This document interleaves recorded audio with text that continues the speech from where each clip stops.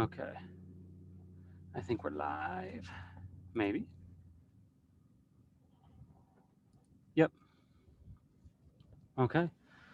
We made it. Let's make it full screen. Babe, did you download all those PowerPoints that I had? They're already on here. I sent you 2 new ones. Did you get that? No, but we can do it right now. Okay. Okay. Well, let me just unrecord that so we don't get my Gmail in there. Okay. I was not aware. This stuff? Yeah. Energy type.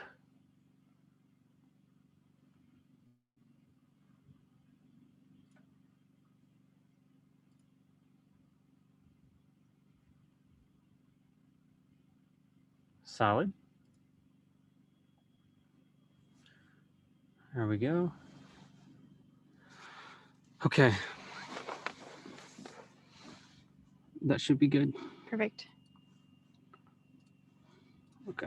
Let me just pull them all up at once. What's it called? There's Master Your Energy Week 1 is the first one. Yup.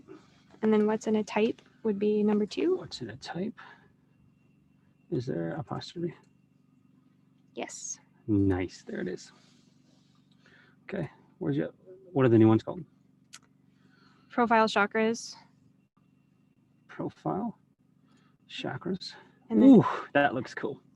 and then energy type. I like that. Hello, Okay. everyone. Welcome to the inside of our rooftop tent. Hey, how we doing? We decided to do it inside this time because the wind is intense today. Yeah, it's intense, and honestly, she likes that cave, right? Mm-hmm. That's what you're telling me. Why don't you go ahead and explain that? Well, that's a whole other thing, but there's a really deep part of human design that tells you what environment you thrive best in and what helps you regulate your nervous system. And mine is caves. And so I always feel a little bit more regulated and I guess just more like myself and like a more of an enclosed environment. Oh, wow. That's right. You and Wind are the same then, yeah? Wind's a cave too, I think, right? Yep. Nice. Yeah. Right and on. so is Nick. And it's funny because cool. all the caves, Perfect. yeah, all the caves people I know are really attracted to nomadic lifestyles and living in motorhomes or rooftop tents or a minimalist lifestyle where all of their belongings can fit in one small space. Yeah. So I like to think cool. of it as like, yeah, awesome. So as everybody's filing in, if you want to, if you have any questions from last week and you want to put those in the chat, I can spend the first couple minutes answering any questions that you have or just any revelations that you might have too. You can put those in the chat.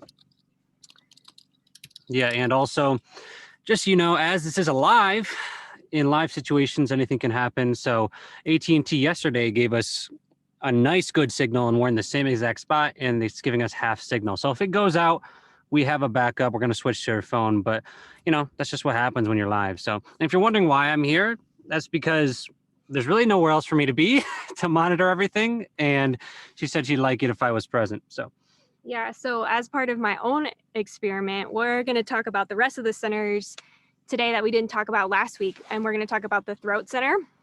And I have an undefined throat, so I don't have consistent access to throat energy.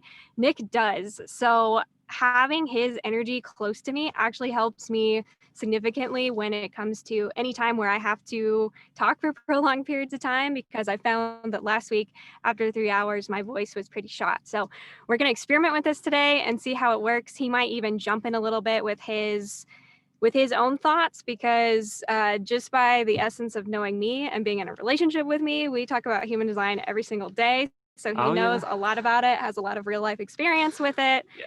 Pretty much isn't an inner work conversation that we have where design doesn't come up. Mm-hmm. So he's very familiar. Mm-hmm. And then also, before I forget, because I know I will later in the workshop, I want to talk to you guys about week 4 real quick. So week 4, we're going to do what's called myofascial release. And so there's going to be a couple little things that you're going to need in order to do that. And so basically myofascial release is a way that you can release your tissues yourself. So you think about, you go to a massage therapist and they help release your muscle tissues and your fascia. We're going to show you some ways that you can do that on your own. So there's 3 different things that I recommend that you get if you don't have them already. The first one would be a medicine ball. I didn't bring the medicine ball into the tent. We have a 10-pound one, which is kind of overkill. If you're a big person like Nick, you might need a 10-pound one. But usually a 6-pound or an 8-pound works just fine. You can also probably use a foam roll. I find that the medicine ball is a little bit easier to use than the foam roll, but if you already have a foam roller and you want to try it with the foam roller first, I'll show it both ways.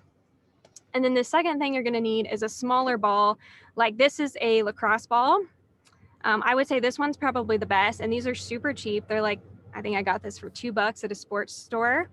If you don't have a lacrosse ball, you can use a racquetball, but something like a tennis ball would probably be too soft. So you definitely want something that has a little bit of firmness to it. Something hard. Yeah.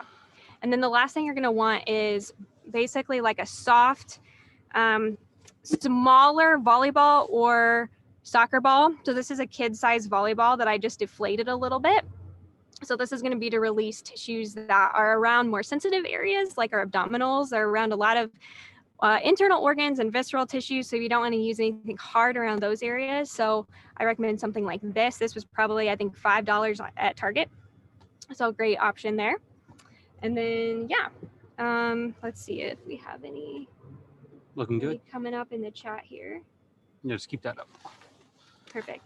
So what we're going to do today is we're going to finish going through all of the centers that we started last week. And then kind of midway through the workshop, I'm going to lead a little bit of a breathwork session.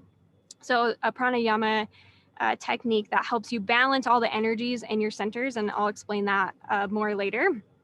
And then after that, we're going to dive into the different energy types in human design, which is kind of like the meat and potatoes of human design. It's what people tend to know the most about. It's, you know, if people tend to know one thing about their design, it's usually their energy type. And so we'll be diving deep into that. And that'll probably take up the whole time. But if we have time left over, we'll start going into profile. Yeah. Cool. And it looks like we don't have any questions so far. So we'll just dive right in. Sure.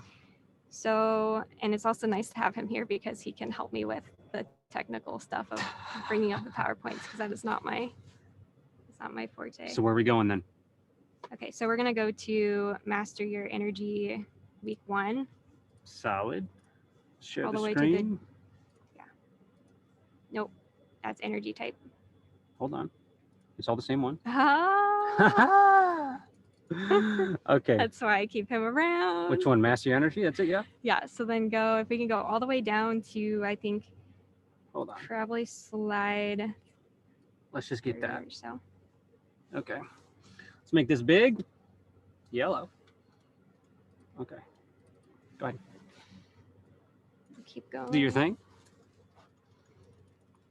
Yeah, and if you guys have any questions too, don't be afraid to interrupt me at any time. This is super, super, super casual. I don't always see the chat right away, but if you want to jump in at any time with a question, feel free. Okay, so we left off talking about the heart center. So the next center up is what we call the G center. And the G center is going to be that diamond that's in the middle of your chart. And from my experience learning about the centers, I think this is the most fascinating one. This is basically, from a human design perspective, where our soul lives. And they call this, Ra used to call this the magnetic monopole, meaning that it's basically like a magnet that's drawing in experiences to you, experiences that are aligned with your highest purpose. And so this is where, like I said, your soul resides, where your sense of self is. This is also the center for love, identity, and direction. So going back to that car analogy that I started in last week's session, the G center is kind of like the GPS of the system. So it's kind of like the part of you that has a sense of where you're going and what environments feel good to you. So this is also physiologically wise. This is related to the liver and blood and lungs of the body. And it's also most closely associated with the first, the fourth, and the seventh chakras. The first chakra, because this is like kind of what separates you from another person. So it's that what we call that illusion of separation between you and another person. It's what makes you individual. And then the fourth chakra, because it is also about connection and kind of your sense of environment and how you express love to other people. And then seventh chakra, because it's also in a sense where your soul lives and your connection to the divine. So it's kind of encompassing, it's a bridge between all three of those. And then so some common concerns when the G center is out of balance is disassociation. So inability to even know what your own identity is. Codependency, this is especially common if you have an open G center. Depression, skin sensitivity, because this is almost like your identity. It's the skin, literal skin that you wear. Detachment, or even alcoholism. And usually if alcoholism manifests from this center, it's kind of arising from, again, you don't really have a sense of identity, or you're it's more stemming from a place of confusion about who you are, rather than like a place of desire or a place of what did I say about the sacral center, like a distraction. So moving to the next slide. So yeah, again, this illusion of separation. And it also, what happens when our soul enters our body is that it enters this G center, which lives ironically in the rib cage, which is, if you think about it, your soul is like caged inside the ribs. It's literally caged. And because it's our sense of separation from other people, it creates this lifelong search for love, lifelong search for connection, a search to reconnect with what we know is what we know is our true essence of oneness with all things. So when you have a defined G center, when you're aligned, you have a consistent idea of who you are. So that saying of like, you are the sum of the 5 people you spend the most time with, that's not really true for somebody with a defined G center. With someone with a defined G center, I say you could drop them off at any place in the world, and they would kind of just, they would know who they are, and they would retain their sense of identity. And generally, like, no matter who you're around, you kind of maintain a general sense of your life direction. You're somebody who might know very clearly what your love languages are, but then when you're out of alignment, you tend to project onto others that they should know who they are, right?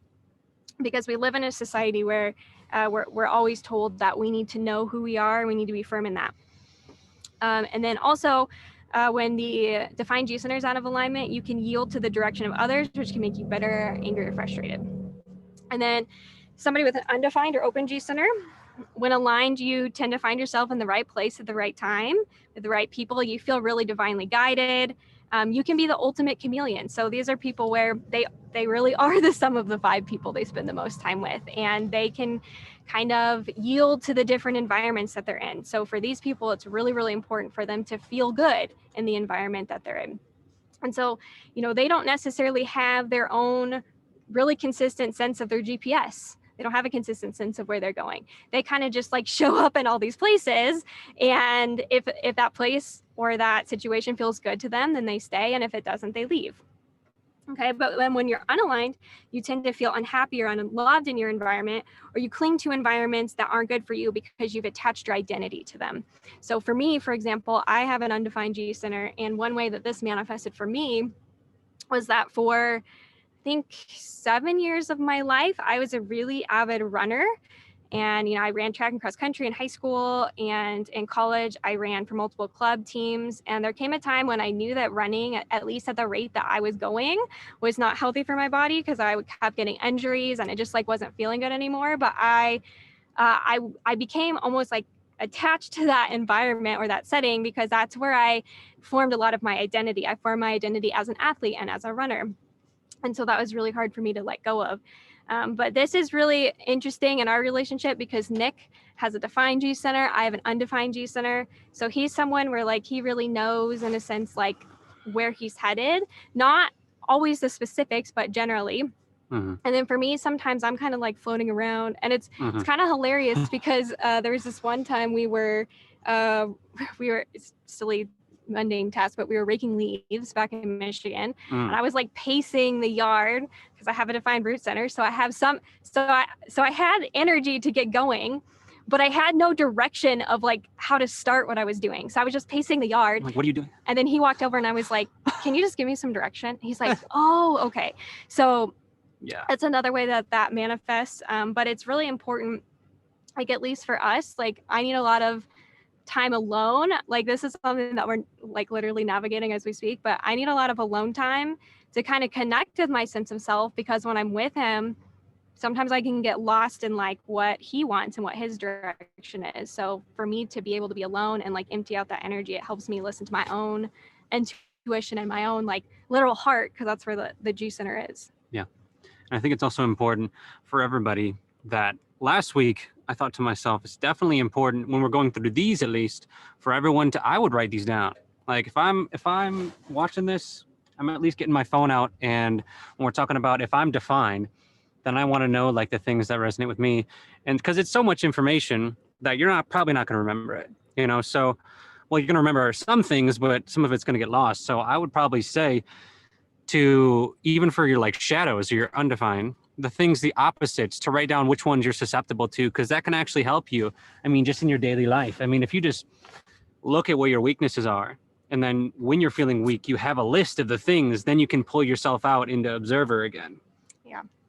Yeah, that's really good feedback, because I'm used to just like knowing my chart so well. But even if you have a copy of your chart next to you and you can just write down like, these are the ones I have undefined and these are the ones I have defined, so that when you go back and reference the slides or watch the video again, whatever you choose to do, that it makes it easier. Yeah.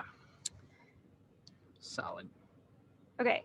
Oh, I can use these. That's so much easier. Okay. So kind of just going into this a little bit deeper. So if you have an open or undefined G center, good pro tip, give yourself permission to leave. That's literally, see? Okay. That's my undefined throat mirroring him, because that is like exactly what he would say. That is not something that I would say if I was by myself.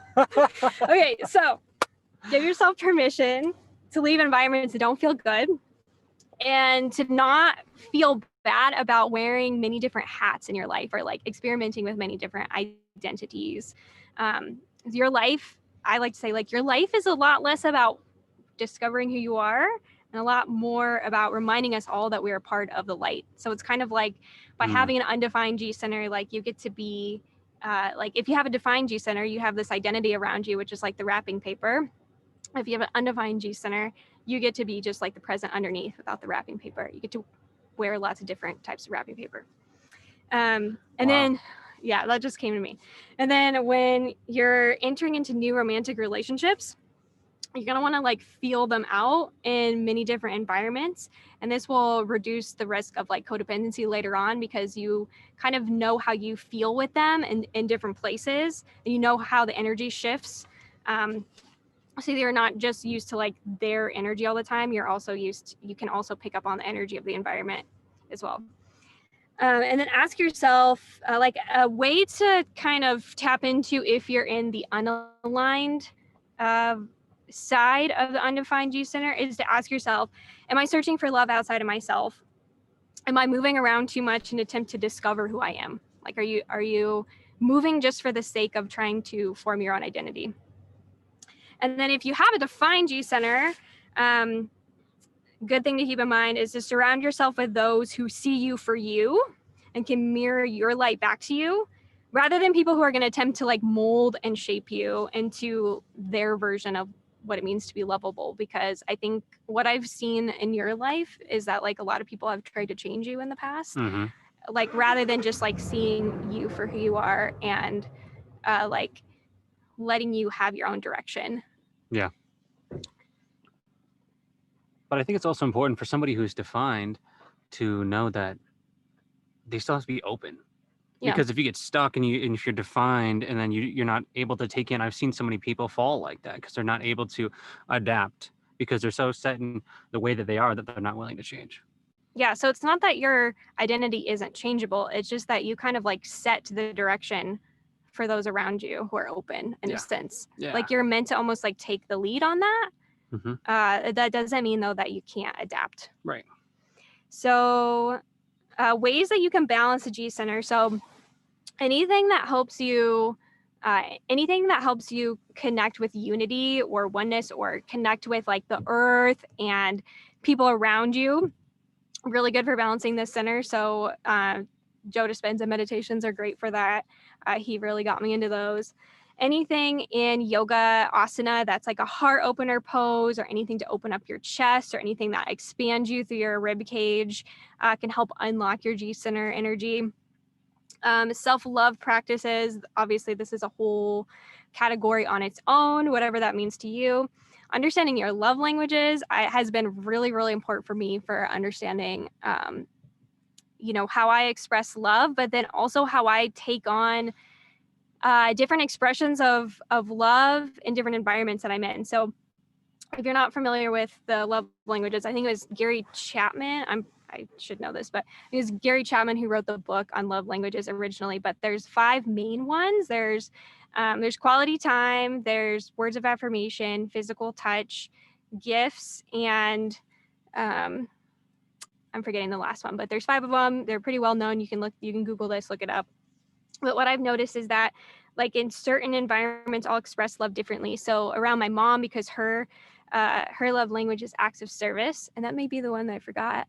Her love language is acts of service. So around her, I tend to be a lot more, I tend to express love in that way, like doing small tasks for her or for other people. Whereas like if I'm around somebody like Nick, his primary love language, I think would be like quality time or physical touch would be your main two. Mhm. Like I tend to show love a lot more that way. Yeah. So just also understanding, but then also connecting with like what my love language is when I'm by myself, or what I really crave for myself. And I think of them kind of like buckets too. Like if you have 5 different buckets, like you'll have one that's bigger than the others, and that one that's bigger will kind of overflow into the other ones. So it's like if you have that one fulfilled, then you kind of feel loved. But at the same level, you kind of like need a little bit of each of them, or not need, but like it helps to feel like you're appreciated by that other person. So that, again, that can be really helpful. 3-part breathing. So this is a pranayama technique where you basically fill your belly first. Inhale through your belly, and then you inhale through your rib cage, and then you inhale and fill up your throat, and then you let out a big sigh at the end of all 3. And this basically helps you, it kind of retrains your diaphragm to actually to function the way that it's supposed to function, which then helps your lungs fully expand, which then also helps balance your G center, because the G center has that connection through the lungs. And then heavy metal, anything that's like heavy metal detoxes, because the G center is also connected to the liver.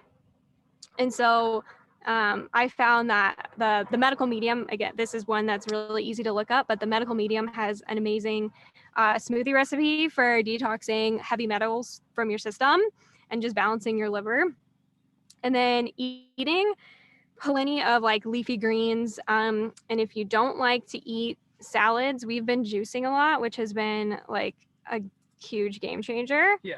Because you can get so much nutrients from like, you can eat basically you can have the nutrients from like double the kale that you would ever be able to consume in one sitting. Or like we've been juicing celery a lot. So, but specifically like eating leafy greens like kale and chard and things like that help to balance the iron in your blood. And the blood is also connected to the G center. So, yep. All right.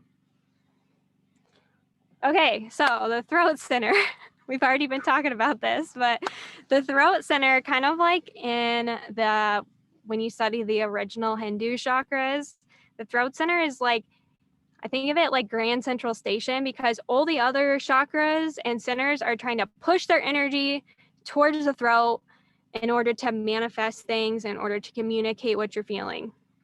So I kind of think of this as like, this is like the steering wheel, or like the turn signals and the horn. Like this is like what actually moves the car. It's what like tells everybody else where you're going. And it like basically allows it's like, now we're not just exerting energy just to exert energy. We're actually putting intention behind it. And so this is connected to your external manifestation. So I talked about with the sacral center, how that's more connected with your internal manifestation or your inner world. The throat center is all about getting things out into an external place, or like connecting you with the external world.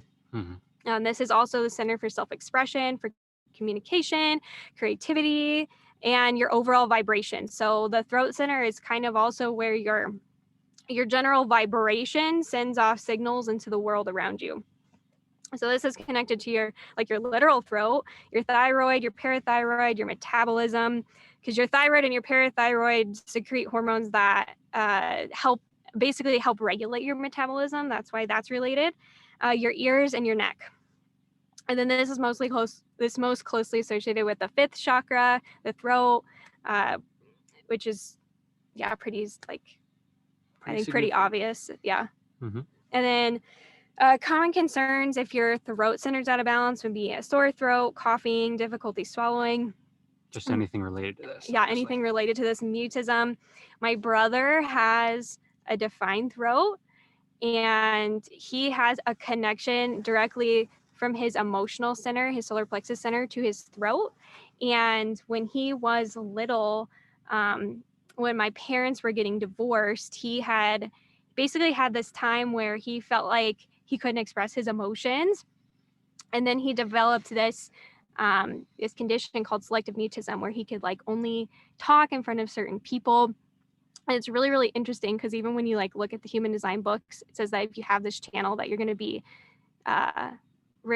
vulnerable to having selective mutism, which I think is really interesting. So mutism, bone pain or broken bones. This is because, again, the parathyroid specifically secretes a hormone that has to do with like building up your bones, or taking calcium from the blood and putting them in your bones to make sure bones are strong.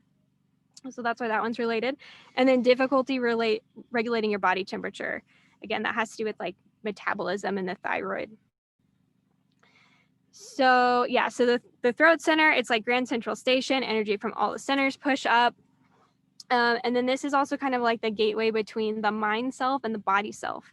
And so when you have a defined throat, when you're aligned, you're able to express yourself consistently, and you also very easily invite other people to speak in conversation. When you're out of alignment with a defined throat center, you can be afraid of your own power or fear criticism, and you can tend to like talk over others. But this is more like, what I found is that people with a defined throat, you tend to talk over other people, but out of like an unawareness that they're even doing it, because they have such a powerful voice in general. Whereas people with an undefined throat like me, like I'll find myself getting anxious and almost jumping into a conversation because I feel like if I don't jump into that conversation, that I'll never get to express myself. So I find that like when I interrupt people, it's like, I don't want to say that it's more deliberate, but I'm like a little more conscious of it. Whereas like I find that the people in my life who have a defined throat, they just like don't even know that they're doing it a lot of the time. And so if you have an undefined throat center, when you're aligned, you understand that your communication comes in waves. So I also think of this like, if you have a defined throat, you have kind of like you have consistent energy to speak, and you also have a consistent filter through which your voice expresses itself. Whereas with an undefined or open throat, it's like the floodgates are either open or they're closed. Like there's no between. Either that's literally you. That's me. Yeah. So it's like either I have nothing to say or I have everything to say. And so like I just learned that when it comes to like making videos for Instagram, or like even just showing up on stories, like just really honoring myself that some days I'm going to be able to jump on a story and just rattle something off and it'll feel super authentic. And other days trying to talk in front of a camera is going to feel like pulling teeth. Because I used to really judge myself for that, but now I just know to ride the waves. And then also having an undefined throat, you're really wise about other people's communication styles. So you're kind of like a mirror to how other people communicate. And so you can kind of adapt and mold your communication styles depending on who you're around or what the needs of everybody around you are.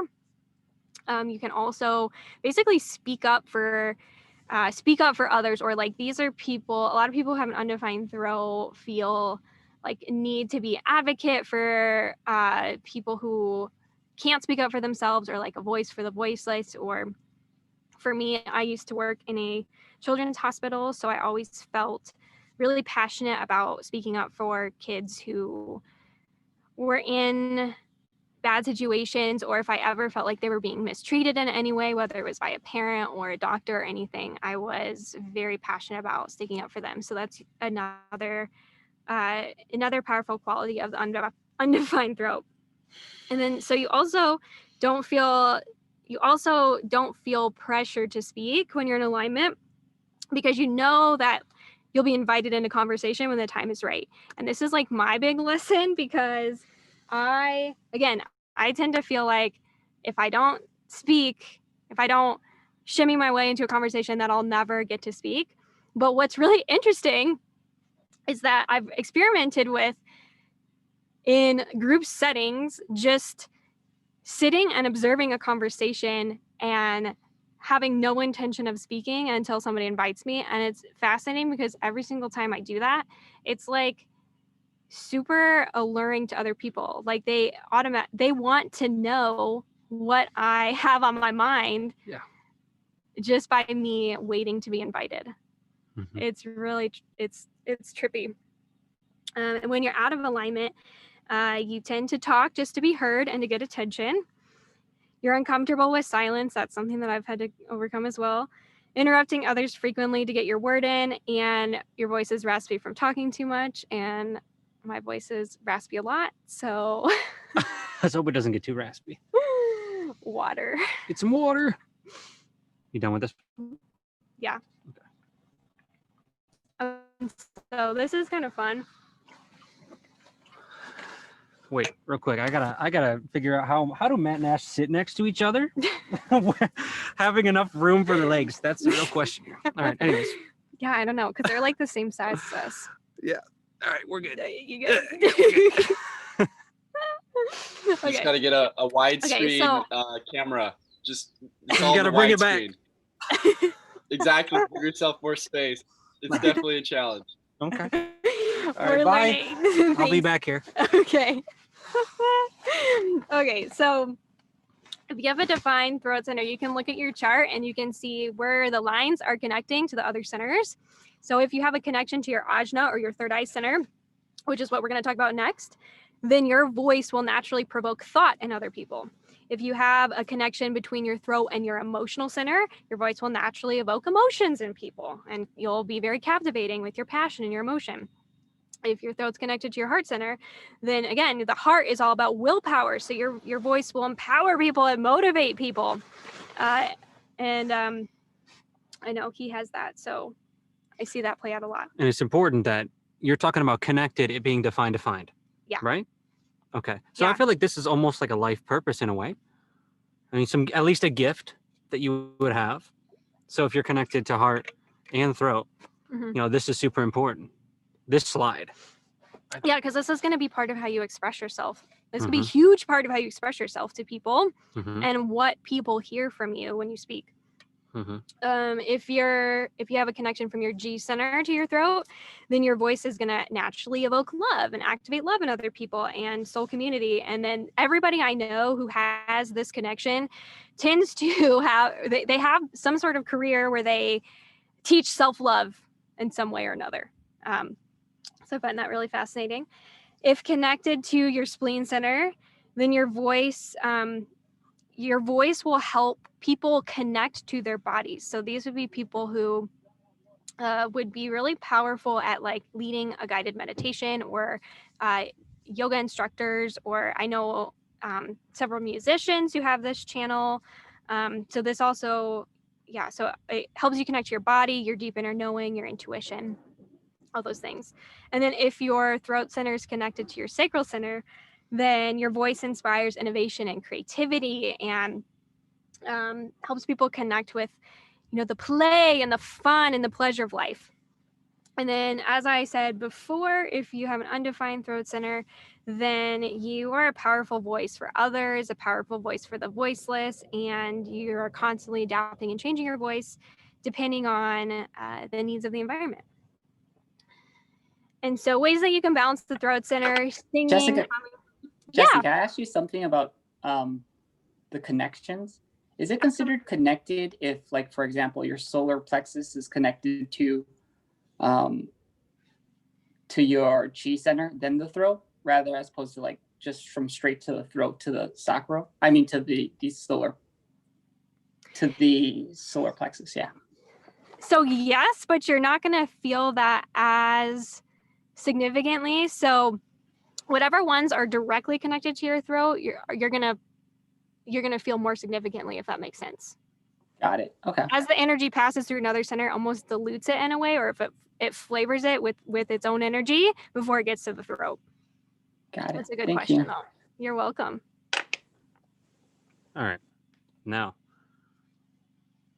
where are we at? Okay. So you can balance the throat center through singing, through humming, through playing singing bowls, because the throat is all about, another property of the throat is your vibration. And so we found that singing bowls are a really great way to connect with your vibration. And just for me, balancing my throat center, it's been a huge one. Listening to any music that's on the 432 hertz scale. 432 hertz, you actually would probably be able to explain this better than I would, but this is basically music that's more aligned with the body and the earth's natural rhythms and vibrations. So this will help kind of align your whole vibration that you emit out into the world. Yeah, I mean, how I would describe it would be there's a specific hertz for each chakra. So specifically for what I know, your heart is 528 hertz, but I could be wrong. But if you look out there, it's easy to find information that each center is going to be related. Something that I use is Meditative Mind on YouTube. And if you're struggling with something, you're going to do throat chakra meditation, Meditative Mind. And then that's going to come up and it's going to be, it helps. You can feel it. Like if you start to tune in, you start to really practice these things, you can actually feel it. You can start to actually feel your centers. Then that's how you start to align it better. Mm-hmm. Yeah. Mantras. So this can be like the actual practice of mantras, or it can be just reciting things every day that are in alignment with your truth and your self-expression. Just little things like I'm worthy, I'm loved, I'm courageous, things like that. Speaking your truth. If you have an open or undefined center, counting to 10 before you speak. I've never done that. Well, do we need to try? Okay. But like literally, okay, so for him, the way he like processes through decisions according to his design is I get what you're saying. is like talking things out and blurting things out in a sense. So that's why he doesn't do that. But and like that's why, for because me, what? Why is that on the chart? Because you have a defined throat and it's connected to your heart. So, okay. So for you, like it helps you to talk things out. But for me, having an undefined throat, I need to count to 10 sometimes, because I'll get excited and my defined root center will be like, I got to jump into this conversation.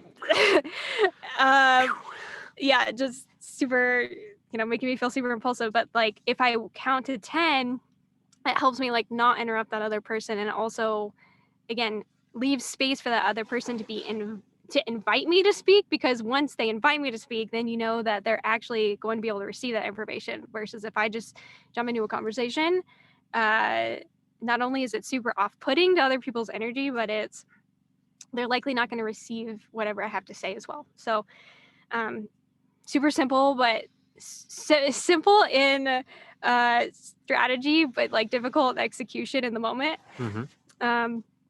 Active listening, practicing silence has been a big one for me. Journaling, because again, there's going to be times when you feel like you have everything to say and times where you have nothing to say. So those times that you feel like you have so much that you need to just get off your chest, journaling is great. Voice messages and talking on stories. This was a great way for me to just get used to using my throat energy. As like silly as it sounds, like I text people a lot less now and I send them voice messages because I used to like, I feel like with the undefined throat, it can kind of go either way. You can either talk all the time or you can almost become afraid to speak sometimes. And for me, I was like more the second one where I was like, I was less likely to actually speak. So to me, just practicing speaking more in subtle ways has been really helpful. Kapalabhati breathing, which we're going to do later, or holotropic breath work is amazing. I don't have her information, but when I create the link for the replay, I'm going to give you information for my friend Karen, who leads holotropic breath work, and it's absolutely amazing. And then lion's breath, basically that's when you like,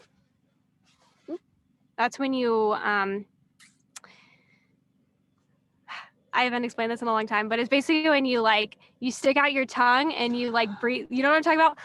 You just get it. Pretty much. Honestly, the more you let yourself go, the more free you become. Like if you're scared to do these things, even to try them, that's probably a block. You know, Yeah. are you afraid of being judged? Yeah. The lion's breath is a pretty common pranayama technique. So I would just search for a video on lion's breath because I'm blanking on that at the moment, but super easy to find. Detoxing is also really good because again, throat is linked to metabolism.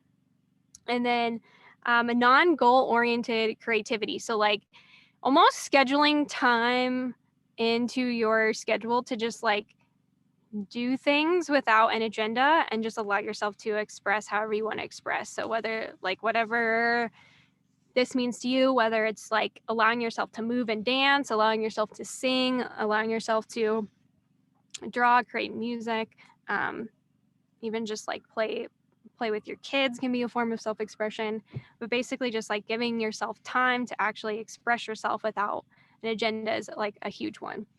I got one. Okay. Specifically for me, something that's worked like a charm. And this is going to sound weird at first, but stick with me. Talk to yourself in the mirror. Okay? Yeah. This is huge because especially when you're mad at something or anything, if you literally talk to yourself and you even just speak to you, like literally have a dialogue with yourself, and you'll come out of it so quick. I found it so helpful for me. And then you're speaking too. Yeah. And that's how I work through things. So definitely. Yeah.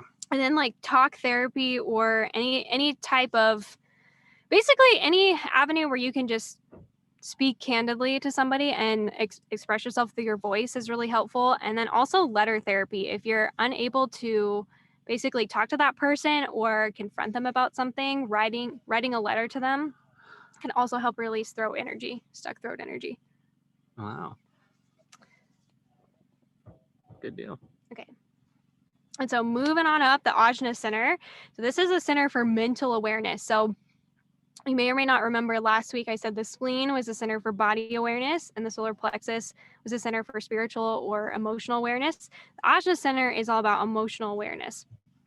And so this is also known as the mind, the third eye, the central processing unit of all the other centers. And this is all about how you interpret things in your inner vision. So letter therapy for both undefined and defined. Yeah, I would say this would help, like, I would say whether you're imbalanced, if you're imbalanced and you have either defined or undefined, letter therapy works great for both. I have a defined throat, and I notice when I talk too much, like when I'm with a client and I'm driving deep and I'm diving deep all the info, my throat will start burning. It lets me know when my energy is unbalanced, perhaps giving too much. Yeah, that happens with me too. Yeah, that's interesting. I wonder too.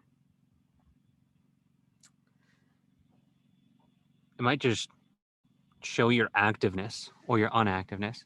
So if you Yeah. start really getting it when you're talking to somebody, it's probably also because your body's letting you know that you're expending a lot of energy.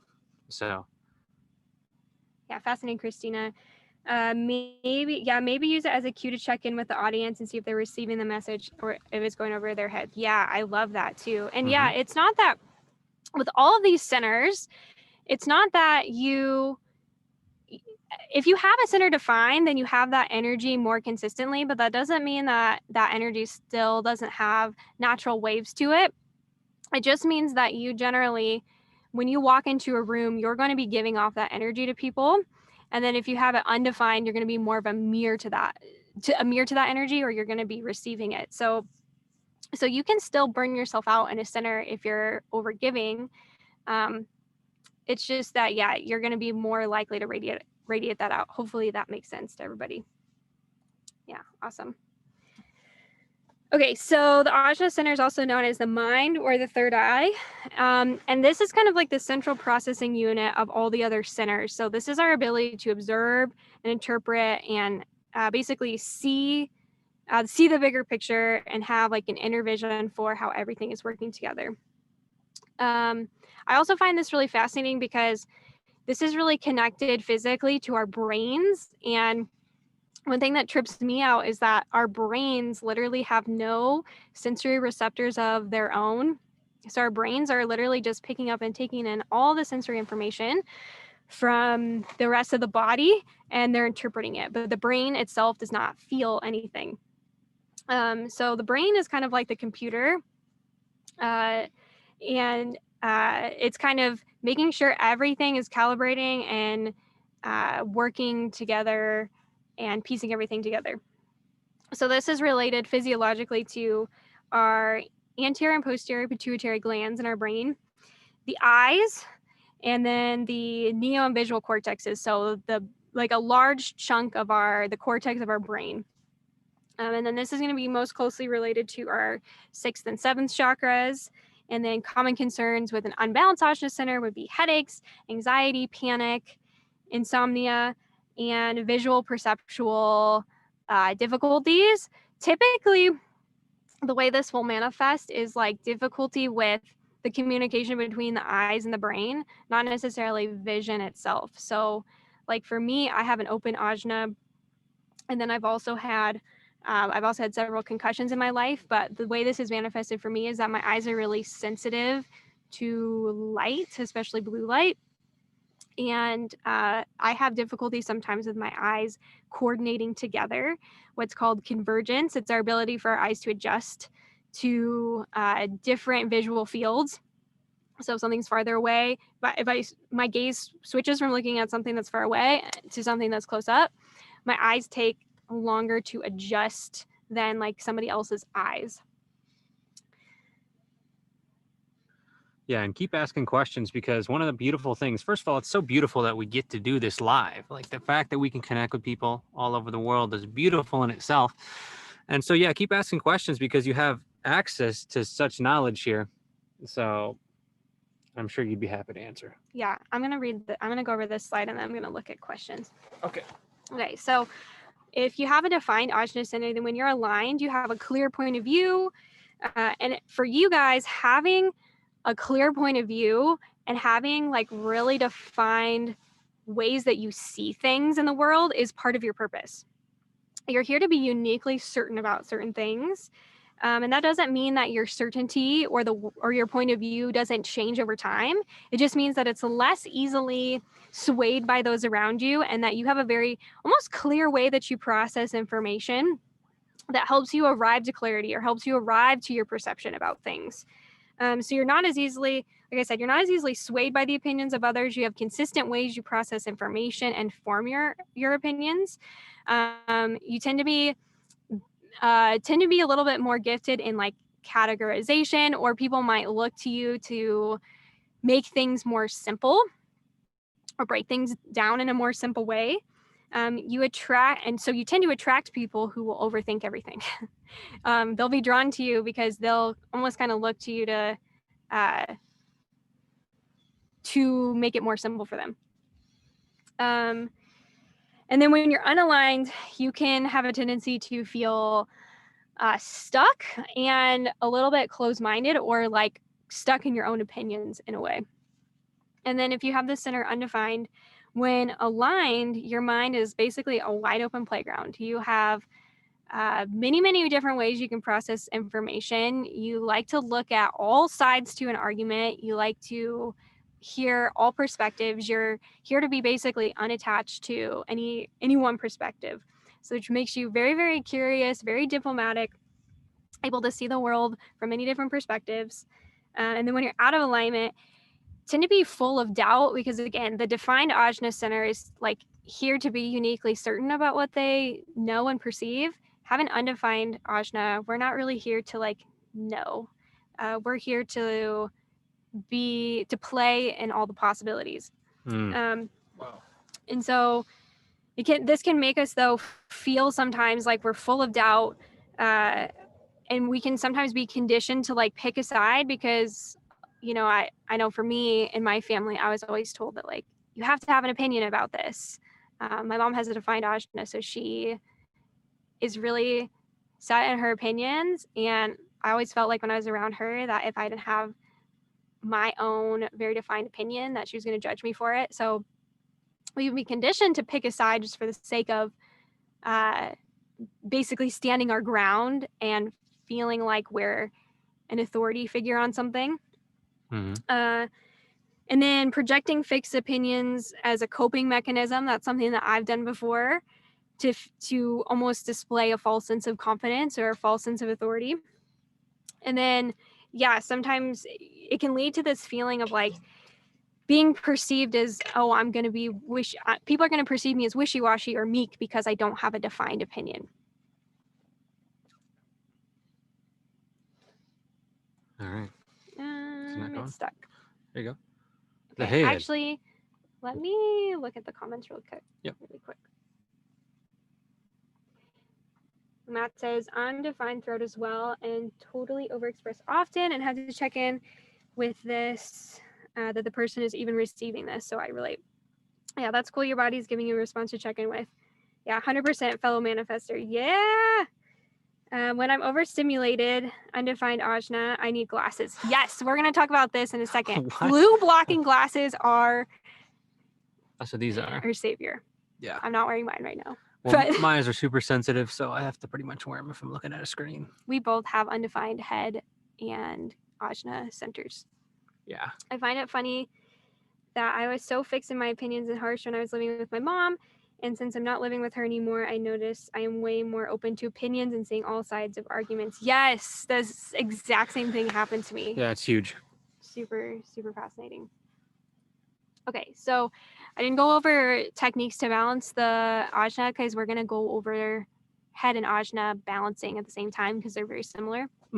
So head center is a center for inspiration. It's also a pressure center. So we have two pressure centers in our body. We have our root and our crown. And so basically both of those are pressurizing us from the top and the bottom to, you know, give us momentum to create action and to move in this physical plane. So this is a pressure to think. The root center is a pressure to move. The crown is a pressure to think. Also is the center where we bring down ideas and divine inspiration into the physical form. And this is also a center where we basically look to answer questions. If we have doubts or confusion about something, this is the center where we pull in inspiration to solve those problems or those perceived problems.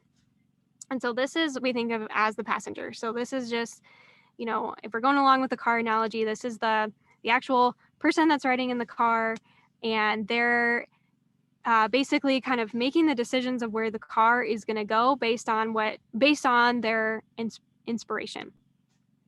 This is connected physiologically to the pineal gland, and this is also most closely associated with the 6th and 7th chakras. And then some concerns for head or crown center being out of alignment is headaches, anxiety, panic, distraction is a big one. Also can appear kind of like ADHD, feeling like you're very, very kind of distracted by other people around you. We'll go into that more in a minute, but a sense of overwhelm, feeling like you need to solve everybody's problems and solve all of your own problems all at once. Confusion or doubt, disconnection from spiritual or physical experience. Okay. The top button. Those were working a second ago. Listen, Linda, I don't know why it's not working. Okay. What do you say? Nothing. Keep going. He normally tells me, I don't know, I just work here. I do just work here, actually. That's so true. Okay, so head center. When you have a defined head center, when you're in alignment, you are naturally self-inspired. So you are someone where you literally feel inspiration, like just by sitting on your couch. Like you don't really need to be around other people to feel inspired. You just have a lot of inspiration all the time. It's defined. Yeah. Defined. Yeah. Okay. And also when you're in alignment, you wait to be invited to share ideas. This is because basically, this is kind of getting into it, but anything that's like in the head or the ajna center, you have to wait to be invited because there's no like direct motors that are attached to the head or the ajna center. So there's nothing that's like that's really consistently pushing that energy out. It's best received from other people when you kind of wait for either their cue or from their direct invitation. When you have a defined head and you're out of alignment, you can be someone who has like an overactive imagination, meaning that you like create worst case scenarios in your head. You can also, just like with the root center, how that pressure can drive you to be impulsive. You can also feel impulsive if you have a defined head. Pressure around others, you can pressure others around you to just get it, meaning that things make sense to you. How come they just don't understand? You can also project your ideas onto other people without being asked. And then if you have an undefined head center, when you're aligned, you're naturally faithful. You receive abundant inspiration, but you know that the inspiration that you're receiving a lot of time is coming from people around you and the environment. Your inspiration will also naturally have a more cyclical nature. So it'll come in waves and you'll be able to take action without needing to know exactly how everything's going to come together. Because somebody with a defined head center is going to be more likely to have the full picture in a sense before they take action. When you have an undefined head center, you kind of just need to be naturally more trusting and faithful that it's always going to work out because you don't have the energy to think about how things are going to work out. And then also a really helpful tip is to write down ideas as they come. So if you're feeling really, really inspired one day, then brain dump journal and just write down all of your inspiration so that you can refer back to it later when you're not feeling as inspired. And then when you're feeling out of alignment, these are people who are in a hurry to solve all their problems, solve everybody else's problems, basically take in as much inspiration and ideas as they can. My undefined head center a lot of times manifests as like, oh my gosh, I need to read all these books this week. Or like, I need to know all these things. Usually my head center, like before I'm teaching a course, the hour leading up to like till when I actually teach, my undefined head center is like, oh my God, I didn't absorb enough information. And what if I don't know all the things? And what if somebody answers a question and I don't know? That's like totally my undefined head. Yep. You just get it all in there. Yeah. So which is fine, but well, you have a totally open head center. So how do you keep yourself so centered? Because I feel like you don't struggle with that. no, because I'm just trusting. I'm just trusting that it's going to work out. Like we didn't know if we had good enough internet, and I'm pretty sure it's running really smooth. You know, Yeah. It's like you just can't. If you're worrying, you're only causing yourself suffering. That's like, I guess, a mantra you could say of mine is that if I'm worrying, it's not causing anybody else to suffer worrying. So. Right. Or it's not really helping anybody. You're creating suffering for yourself, but you're not really helping anybody because then you're also not as focused and as present in the moment as you would be if, Yeah, like we blew 2 tires on our car.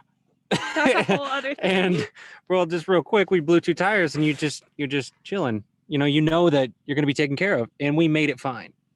And then I remember afterward, you asked me, how are you so calm? It's like, as I'm trusting, I think it's all about trust. Yeah. You know? I tend to be really naturally trusting when I know somebody else is taking the reins. Like if I know that he's like taking the reins on something, or if he this is a great example. Okay, so if he's planning the trip, I am so trusting. I'm just completely surrendered. I'm going along for the ride. I'm not worrying about anything. I'm not in my head at all. But then the second that I plan the trip, oh my gosh, this has to be epic. It has to be perfect. What if it doesn't go right? That was the first time we were in Sedona. Yep. And now we're here and we're chilling. Yeah. We are in Sedona, by the way. I made good on my promise to bring it to Sedona. So, yeah. anyways, You don't get to see it this time, but that's okay. well, at the end, we'll give the view. Okay. So, yeah. So, out of alignment, in a hurry to respond to every new question, every new idea to relieve yourself of pressure, can be easily confused or overstimulated trying to solve everybody else's problems and answer everybody else's questions, whether these questions are actually existent or not. This is like a big thing for me as I invent all these situations where they're going to ask me a question and I don't know, or I like think about every single question that somebody could ask me, and then I like endlessly research things. Experience, and this can lead to like decreased productivity because again, you're not really present with what you're doing because you're already like thinking about the next thing or the next problem that you're trying to solve.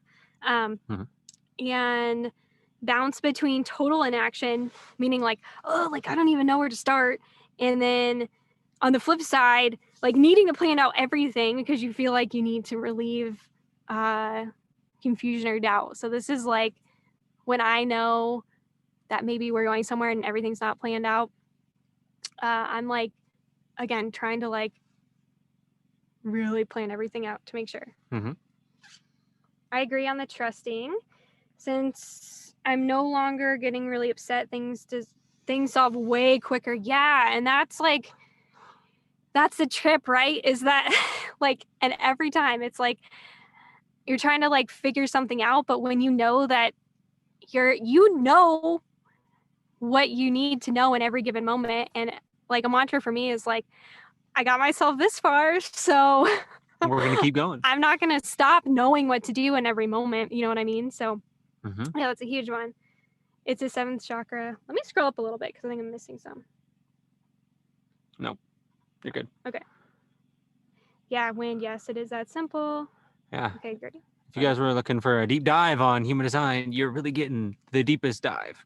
So, hey, if you're teaching other people, I think this is super helpful, right? If you're not, just to know this much information, it's incredible. Yeah. So it's done so much to help our relationship. Because yeah, like and I'm we just talking in general. We just understand each other. Oh yeah, so deeply. And if you understand human design, you understand how you relate to the world because you understand yourself. Yeah.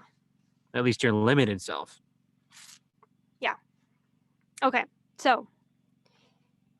Okay, so balancing both the head and the ajna center. So, when you're having difficulty focusing on something, like your mind is very, very active, then the practice of like either guided meditation or meditating with a single point of focus. So this is like meditating and staring at a candle flame, or meditating and specifically drawing attention to an area of your body that's holding tension, or anything that's actively holding your attention can help that endless loop or that endless spiral of like things going around in your mind to kind of settle that down.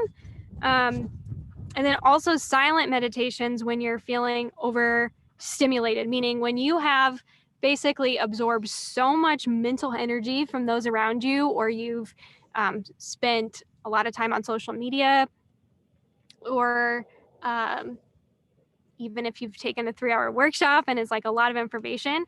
I think something that's hugely underrated is just giving yourself 15 to 20 minutes of complete silence without any like light stimulation or TV or sound or input, or like the best that you can. Yeah.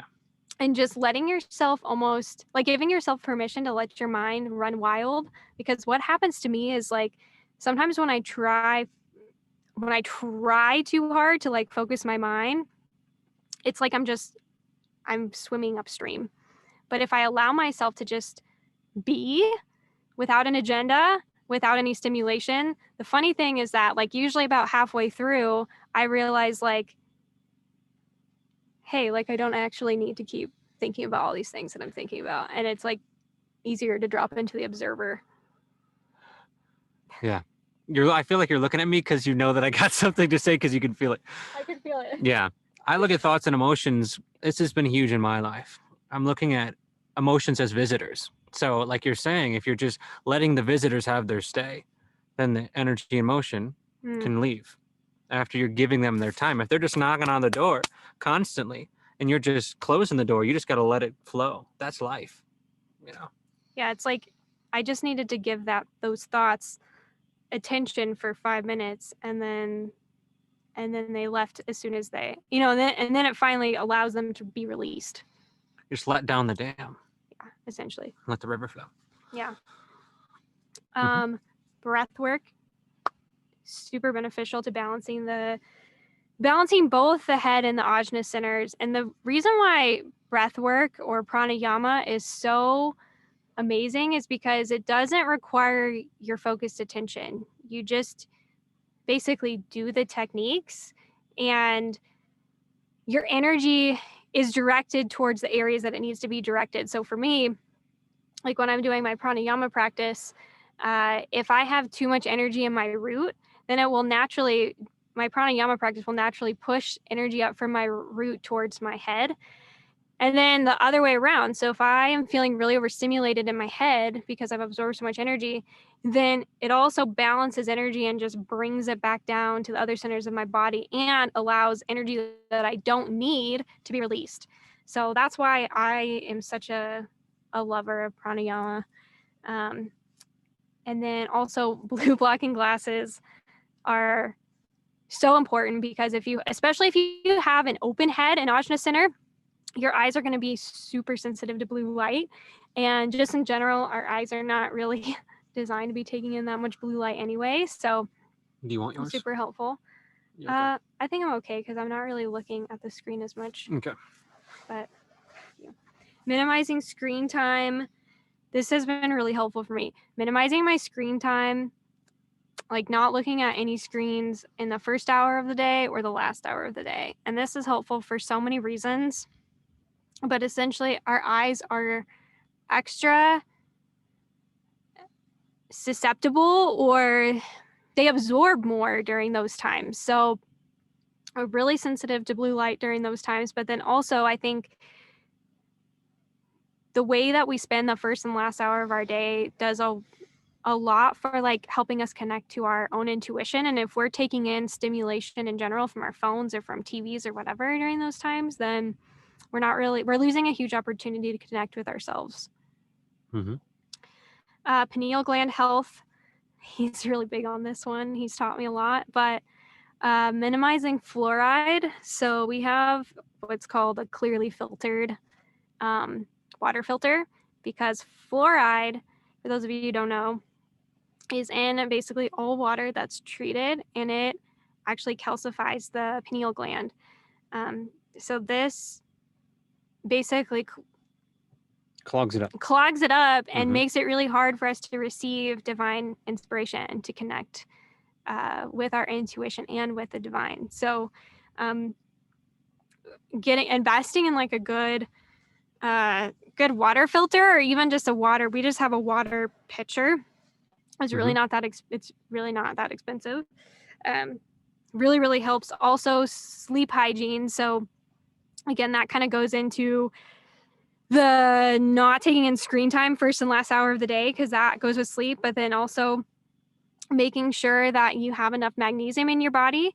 If you're someone who, like most people who are under a lot of LED lights, tend to have magnesium deficiencies because it depletes magnesium in your body. So that's where it's good to either take a magnesium supplement or to just take Epsom salt baths, because magnesium is in the Epsom salt and you can absorb it through your skin.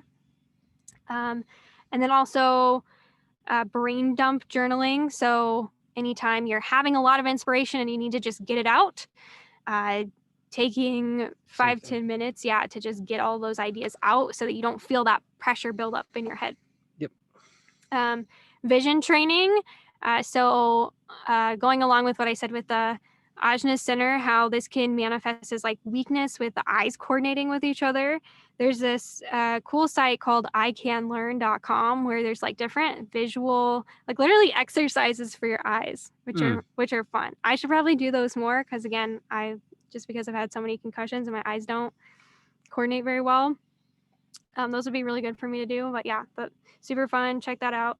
And then also understanding your authority type, which I will go over authority types briefly during this workshop. I also have a little guide that I put together that talks about each one of the authority types so that you can help everybody who is close to you or your clients connect to their own authority type better. Because essentially authority type in human design is how you're designed to make decisions. And when we connect with our authority, then we, in a sense, free our minds from having to solve problems all the time. And the more that we practice following our authority, the more that our logical mind kind of sees the evidence behind the fact that it works. Like the more that you follow your authority, the more you see that, hey, when I follow this, like things actually work out and I'm taken care of. Because human design says that none of us are designed to be making decisions from our minds, which is really fascinating. Free your mind from making decisions so it can focus. So basically when you free your mind from having to make decisions and solve problems all the time, it allows your head to actually focus on what it's designed to be focusing on, which is innovation and connection with others and basically seeing and interpreting the beauty of life rather than all the catastrophes that we make in our minds. Right. Awesome. Okay. Good stuff. So we are done. We have made it through the centers. Boom. So we are going to, Nice. Can I just stop sharing real quick? Sure, you can do whatever you want. I just don't want to mess it up. No, you're good. I don't. Yeah. My question to everyone is, can you hear us well? Are we too loud? Because Jess is talking louder than she usually does. So I just want to know I'm amplifying we're your at. voice. She's getting it right now. So if we're peaking, just tell us and tell me because I can't monitor because I'm on this side this time. But anyways, so what's next? Okay, so next we're going to do 5 minutes of breath work. But before we do that, we're going to take like a 2 to 3 minute break so that you all can get situated. So essentially, you're going to want to find a comfortable seat where you can sit with an erect spine for 5 minutes. So if you need to sit in a chair, that's okay. But I recommend if you can sit on the floor, that would be better. And if you need to sit on a folded blanket or a bolster of some kind to get your pelvis in a better position so you can sit upright, I encourage you to do that as well. And then also the type of breath work that we're doing can also cleanse the sinuses. So if you need to grab tissues or anything like that, because it might. Powerful. Yeah. All right. Okay. So ready, 2 minute break and go. So we're just chilling for 2 minutes.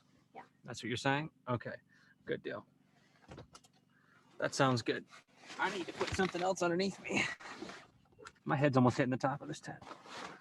There we go. I think we're... Why did you mute me? What if I wanted to talk to my family? Wendy, how we doing? Hi. She waves. Okay, so Wen, do you want to, while everybody's getting ready, do you want to share your I saw that. your comment about The blue blockers. So I actually, because you said like if you have an open head or a open ajna, I have both of those things. But my conscious sun which is a very prominent, it's almost like I'm an Aries, it's like the most prominent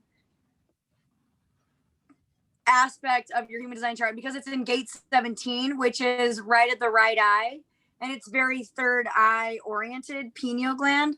I I even got to try on blue blockers the other day, and even if I'm like overstimulated or overwhelmed, it doesn't no, because it's almost like, no, I need to be able to see out of my eyes without a shield. It's more beneficial because I have this gate in such a prominent place. Interesting. That is super interesting. Yeah. I do have a pair of blue blocking glasses for the computer. I never use it. I never use it. And even though I'm fifth, or I'm like feeling cognition, or feeling cognition, meaning that I do have like EMF sensitivity.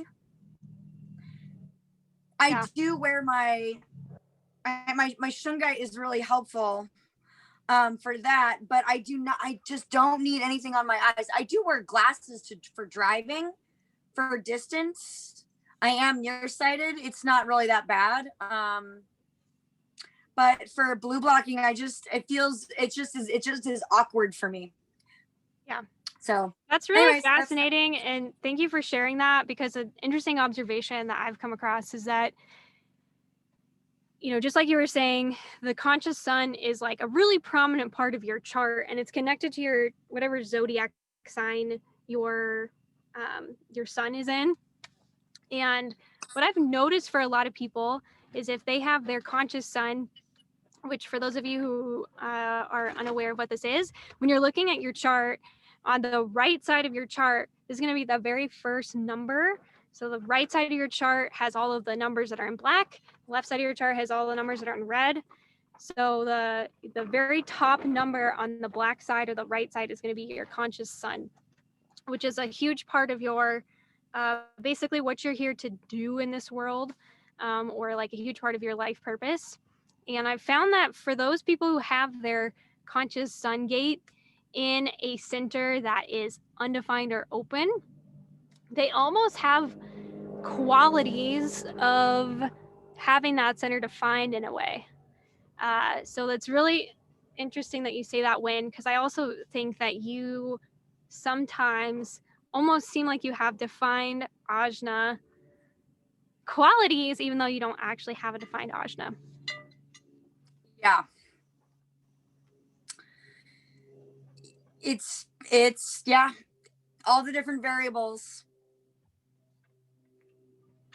can tweak the energy flow. Absolutely. What does this do to our light? What if we were to do this? How's that look? Oh. Oh yeah, we had this open yesterday. Yeah. Okay. Okay, so for our breath work, we're gonna do 3 rounds of basically alternating between what we call Kapalabhati breathing, and then alternating between that and what we call Nadi Shodhana, or alternate nostril breathing. So the reason why Kapalabhati breathing is so amazing is because it draws energy. It draws energy kind of out of your centers that maybe have too much energy or an excess of energy, and then it allows that energy to expand into centers that maybe don't have as much energy in them, and it basically just invigorates your entire body and helps you focus. So I do this anytime that I feel difficulty focusing, or anytime that I'm feeling lower energy. This is a great breath to do. And then Nadi Shodhana is basically a technique that we do to balance the 2 parts of us. So we have, you know, the right hemisphere of the brain, which is more of the feminine qualities of us. I also think of this more as like the parasympathetic nervous system. It's our ability to rest and rejuvenate and receive. And then we have the left hemisphere of our brain, which is more of our doer, our masculine, our sympathetic nervous system, which allows us to take action on things when we sense certain things from our environment. So Nadi Shodhana is great because it balances, especially the root center. Anytime that we're feeling when we're feeling really, really adrenalized, Nadi Shodhana can help balance those things. So for Kapalabhati breathing, basically what you do is it's a forced exhale. That's what we're doing now. Yeah. Okay. went over I'm this. just making sure Okay. that this is the one we're doing. Okay. Yes. All right. Okay. So Kapalabhati breathing, we'll demonstrate it for you before we actually start the actual thing. But Kapalabhati breathing is a forced exhale and a passive inhale. And again, by the forced exhale, it's basically pushing and pumping energy from your centers that have excess energy. And through the passive inhale, it's allowing that energy to release and to expand into other centers of your body that could use a boost of energy. And so basically, it's like you're pumping your stomach, and it looks and sounds kind of like.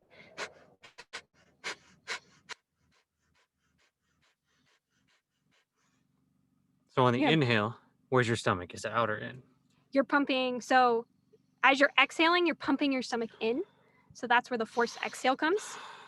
And then it's allowing, and then on the inhale, it's passive. Mm-hmm. Make sense? Oh, yeah. Okay. I And then, was just clarifying. Okay. All right. and then for Nadi Shodhana, or alternate nostril breathing, there's several different hand positions that you can do. I personally like to have my ring and my middle finger on my third eye while I'm doing it.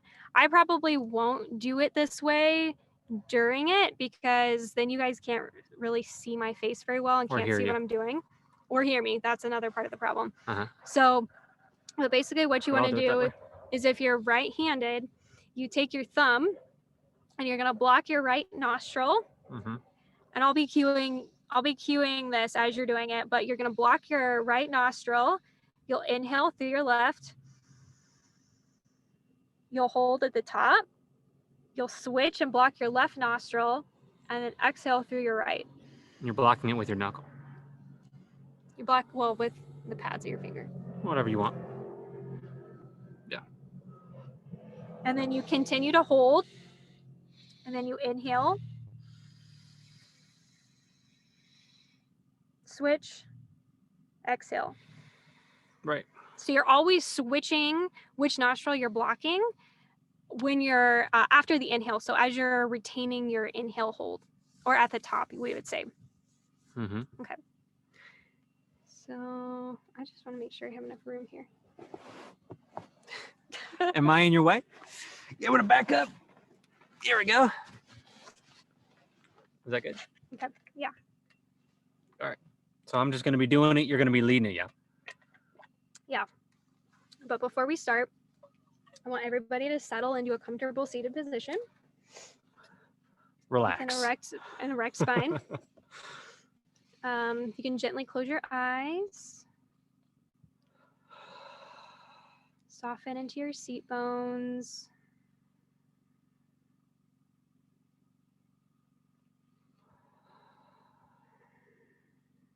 Your hands can be facing up towards the sky or palms facing down, resting on your knees. Palms facing up if you need to receive energy, or palms facing down for grounding. This is great if you're feeling overstimulated or over-energized. Mm-hmm. Grounding can help bring you back to your center.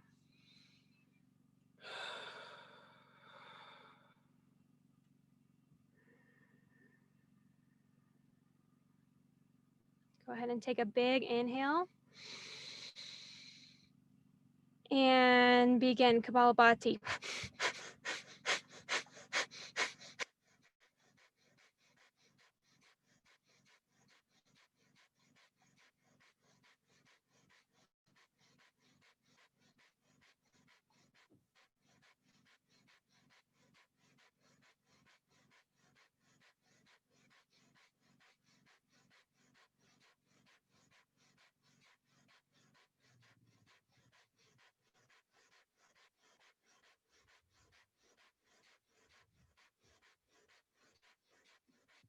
Go ahead and stop. Block your right nostril. Inhale through your left. Switch, block your left. Exhale, right.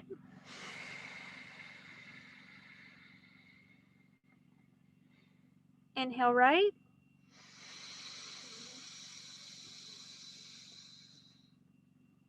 Switch, exhale, left.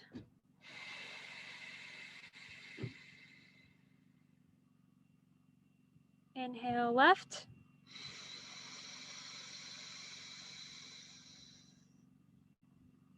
Switch, exhale right.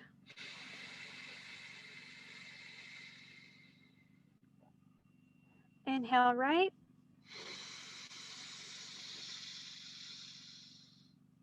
Switch, exhale left. Last round, inhale left.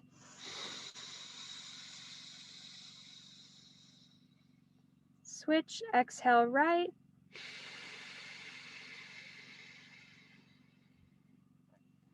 Go ahead and take a deep inhale through your nose. And begin Kapalabhati.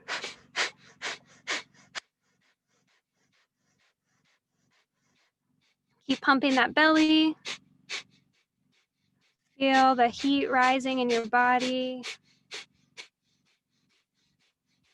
Feel the energy drawing up towards your crown. Drawing your belly button in and up as you exhale.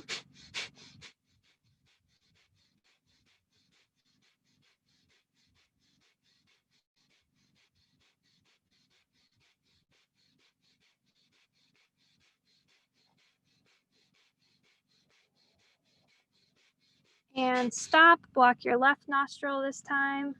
Inhale through your right. Switch, exhale left.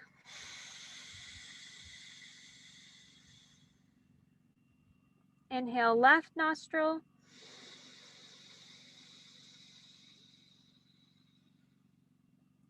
Switch, exhale right nostril.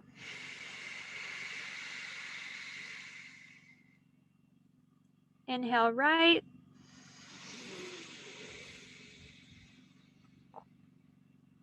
Switch, exhale left.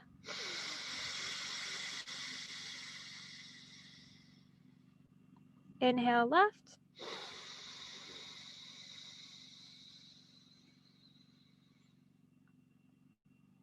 Switch, exhale right.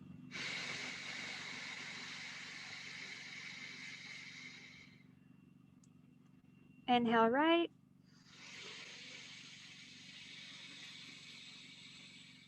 Switch, exhale left. Last round, inhale left.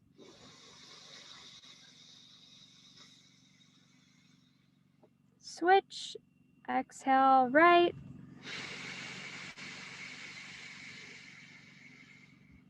Take a deep breath in through your nose. And begin last round, Kapalabhati.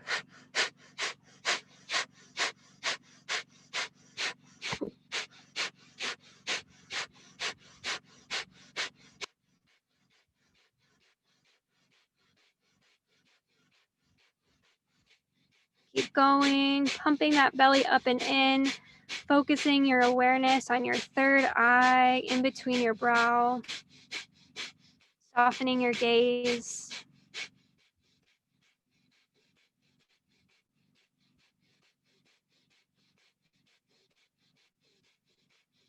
Almost there. Bellies are really feeling the fire. And release, deep inhale through the nose, deep inhale. And hold, gently engage your pelvic floor, draw your pelvic bones together, bring your belly button up and in, bring your chin towards your throat, hold.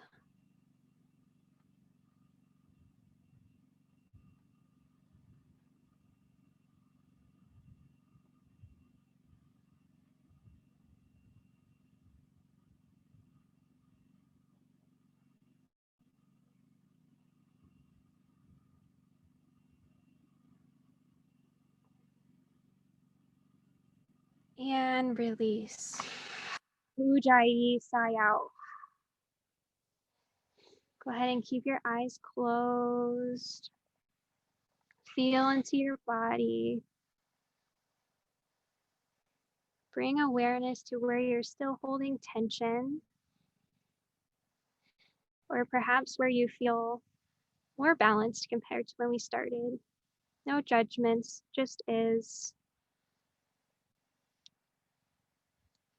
You can find a gentle sway if that feels good.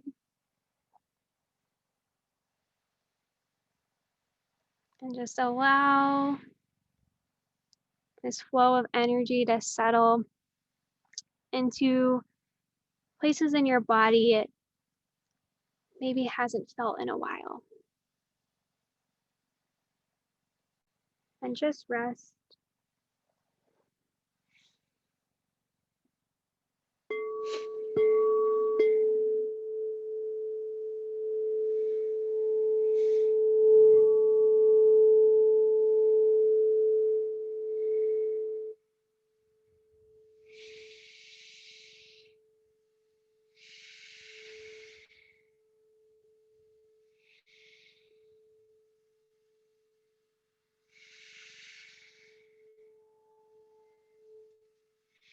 Allow your breath to find your own natural rhythm.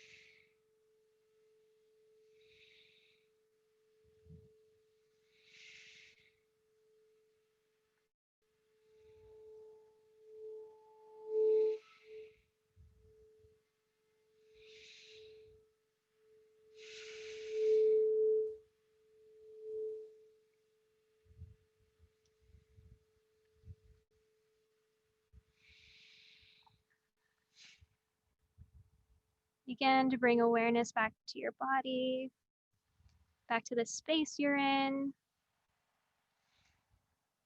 Perhaps wiggling your fingers and your toes. And gently opening your eyes when you're ready.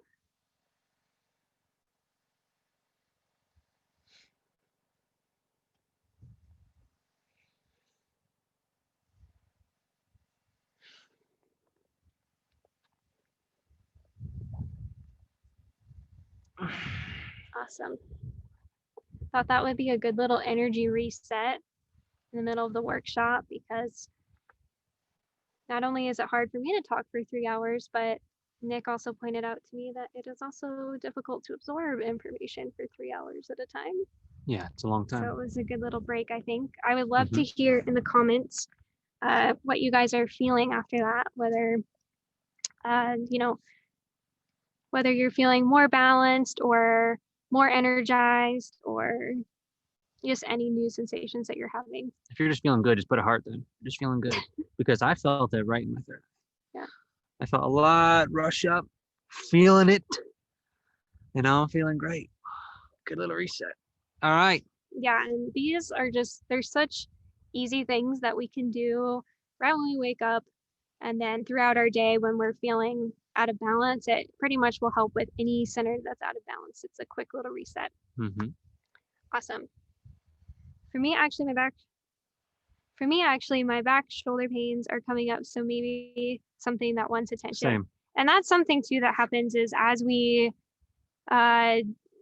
do practices that just promote mindfulness in general, or bring awareness to our bodies, sometimes we're going to become aware of things that we weren't before. So that's totally natural. Mm-hmm. Good stuff. And also, just know that human design by Ra himself was very analytical. So it's hard to bring this in a way where it's not super informing. Heady. So we might be going through stuff and it's just, here's this, but really it's hard to explain it in any other way. So we're trying to throw some stuff in there to give you real life examples to split it up. But honestly, the way that human design works is it's very much like the math of how you came into this world and what you came in to do. So it's kind of like you have to explain math like it's math. Mhm. You know, so this is just kind of like that. And that's how Rod described it. But that's also why I like Gene Keys, you know, because Gene Keys is very much on the same. It's basically human design, and I don't know if you've gotten into that yet, but they're both amazing. You know, they're both one and the same in a different way. So Yeah, Annabelle says that made me feel more centered and balanced, but super sleepy. I almost always need a nap after breath work. It's interesting because for me, if I've been like super go go go masculine energy, get all the things done, if I do that breath work routine, it will make me sleepy because it almost like gives me permission to relax. Versus if I'm already feeling kind of sleepy and lethargic and I've been resting, then it will invigorate me. So it almost like brings me into balance as far as like balancing my masculine and feminine, bringing up which one I need more of. Yeah. Yep. Okay. good stuff. Okay. So we're going to get into energy type now. I love this. Explanation is so helpful. And I pull out more every time I dig in. The breath work, energizing for me, feeling awesome. Aw, thanks, Candy. Good stuff. Love it. Okay, so babe, I'm gonna need your help to pull this up. Sorry. We're just closing that because we're getting some wind. So I'm gonna have you pull up what's in a type. It's in a tight. Okay, so Wait, now that are we sharing? When did you hit screen share? probably not, Okay. to be honest. Okay. See, blindly trusting you. Okay. Hold on. All right. There it is. Old Now we're in. Jesse, like Jesse 5 years ago, would have been like trying to micromanage the situation. That's the way she goes. But We're live. That's what happens when you're live. Okay. but I'm a projector and I don't have the energy to micromanage. So Well, you can expend the energy, but it's not in alignment. we're gonna talk about this here. That's okay. what we're talking about. Boom. Nice. Okay, so now that you know all the centers, and again, like what Nick was saying too, this stuff is very heady. So this is where, like, it took me a long time, and Matt also, because Matt has a lot of knowledge about human design, they can attest that this isn't something that you just like learn in one sitting. But the more, there's the analytical side of it, Which is and what then- you're getting. and then there's the experiential side of it. hmm So understand that, hopefully this can be information that you refer back to because it is a lot to take in one sitting. So I almost recommend like using a lot of these materials as reference guides as you go. And when you look at a family member's chart, then you kind of like pull out and piece things together. Yes. Just know that she every day interprets everything through human design. So pretty much Not everything. everything. Pretty much you can take everything in your life and you can find a spin for human design. And it's actually interesting because it's so expansive. So it's at the same time, it is heady, but it's also really practical in understanding it because you basically interpret reality through human design in one way, not only. Yeah. But it's a way to understand reality. That's what it is. Yeah, and it's super fascinating because the more you use any type of system that interprets reality, the more you will see it in your everyday life, and for me it like gets me excited. So like whenever I see evidence of this stuff working out, I'm like, oh my gosh, like even crazy things like paying attention to what energy the sun is in and how that's affecting us, like is super crazy. But Yep. Okay, so now that you've learned the centers and those are kind of like the building blocks of your chart, then depending on what centers you have defined or undefined is going to make you a certain energy type. And this is going to be like the raw mechanics of how you expend energy and how you interact with people around you. And so there's 5 main types. And so manifestors are we're getting in the meat. Okay. settle in. Okay, actually I think it's easier to start with generators. So Okay. If you have a defined sacral center, then you are automatically going to be either a generator or a manifesting generator. Okay, so defined sacral, that's kind of like what everything centered around in human design is the sacral center defined or not? Do you have consistent access to generating your own life force energy or not? Okay. Mhm. Now, what makes a generator different from a manifesting generator is a manifesting generator, in addition to having a defined sacral, they also have their throat center is connected to one of the 4 motors. In human design, there's 4 motors. There's the root, the sacral, the heart, and the solar plexus. All of those are considered motors because they both are pushing energy to do things on a material plane. So manifesting generators, they'll have that life force energy, but then they'll also have really defined throat energy to basically manifest things into physical existence. And then pure manifestors, on the other hand, are going to be people who have an undefined sacral. So they are people who, I like to say, came into this life without their own consistent ability to generate life force energy, because by doing so, they're less enamored by their own energy. They're less enamored with their own desires and this material plane. And when they're in alignment, that allows them to basically pull in divine urges directly from source, and they can clearly channel that. And then they are here to basically initiate things and get things started. Mhm. And so manifestors will always have an undefined sacral center, but they will always also have a defined throat center that's connected to a motor. And by their throat being motorized, that's what allows them to take these urges that they're pulling down from source, from God, from divine, from the universe, however you want to think about it. That allows them to get that energy, use that energy to basically create momentum for other people and initiate things. And then, so we have our generators, our manifesting generators, our manifestors. And then we have these special beings called projectors. And projectors are actually the newest energy type. So projectors didn't come into this world until 1781.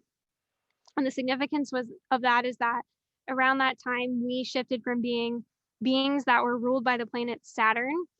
And Saturn is a planet that it cycles every 29 years. So back then, our life expectancy was around 29 years. Our lives were more focused on survival, more focused on basically reproducing and making sure that you weren't eaten by things. And well, I guess not as early as recently as the 1700s, but for most of that paradigm, that's kind of what life was about, was just purely survival and reproduction.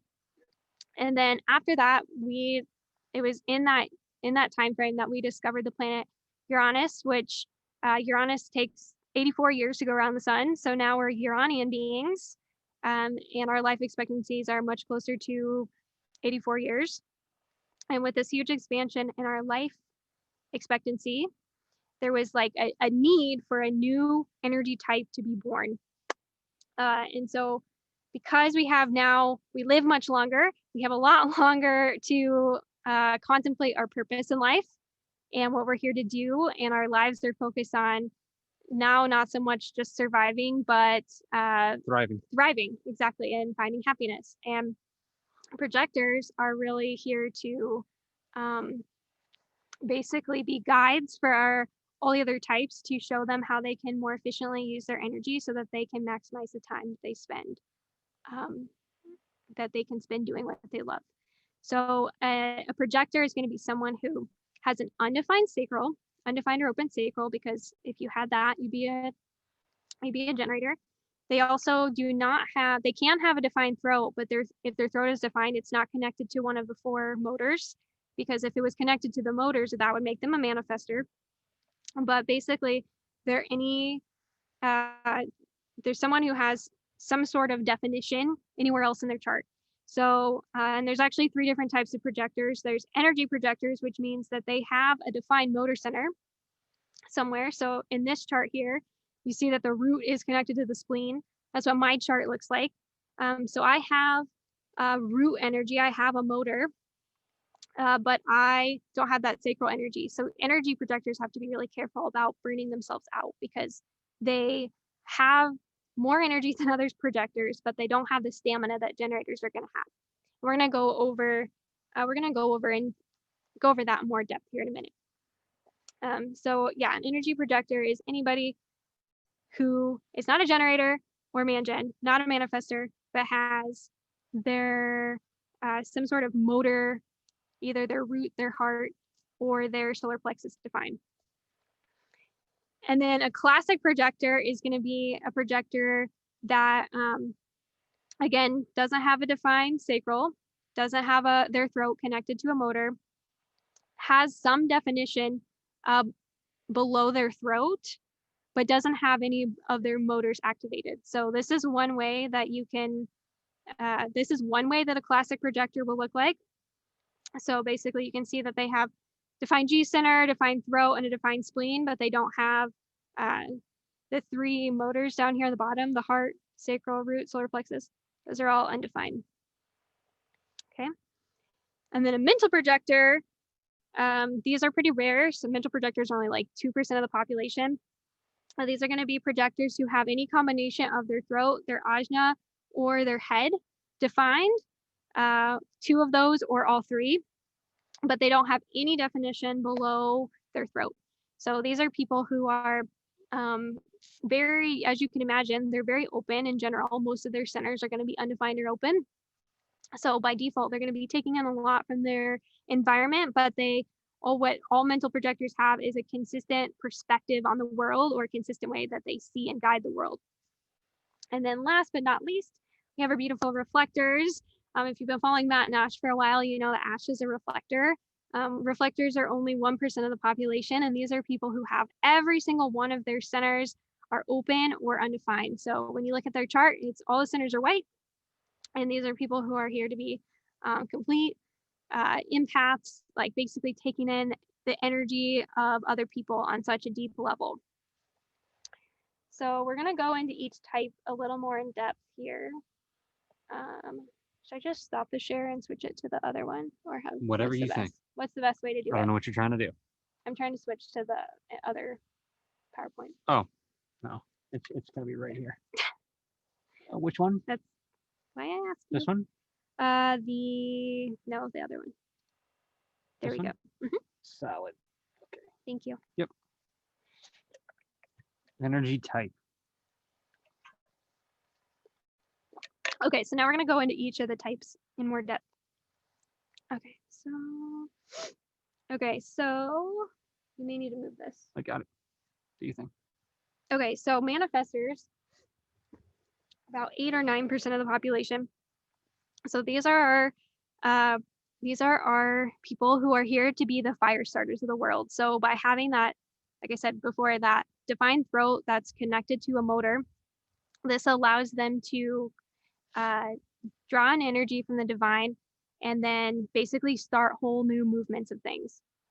And so I also like to say that manifestors are like the bridge between the ethereal world and the physical world. Again, because they're like a clear channel when they're in, when they are in alignment.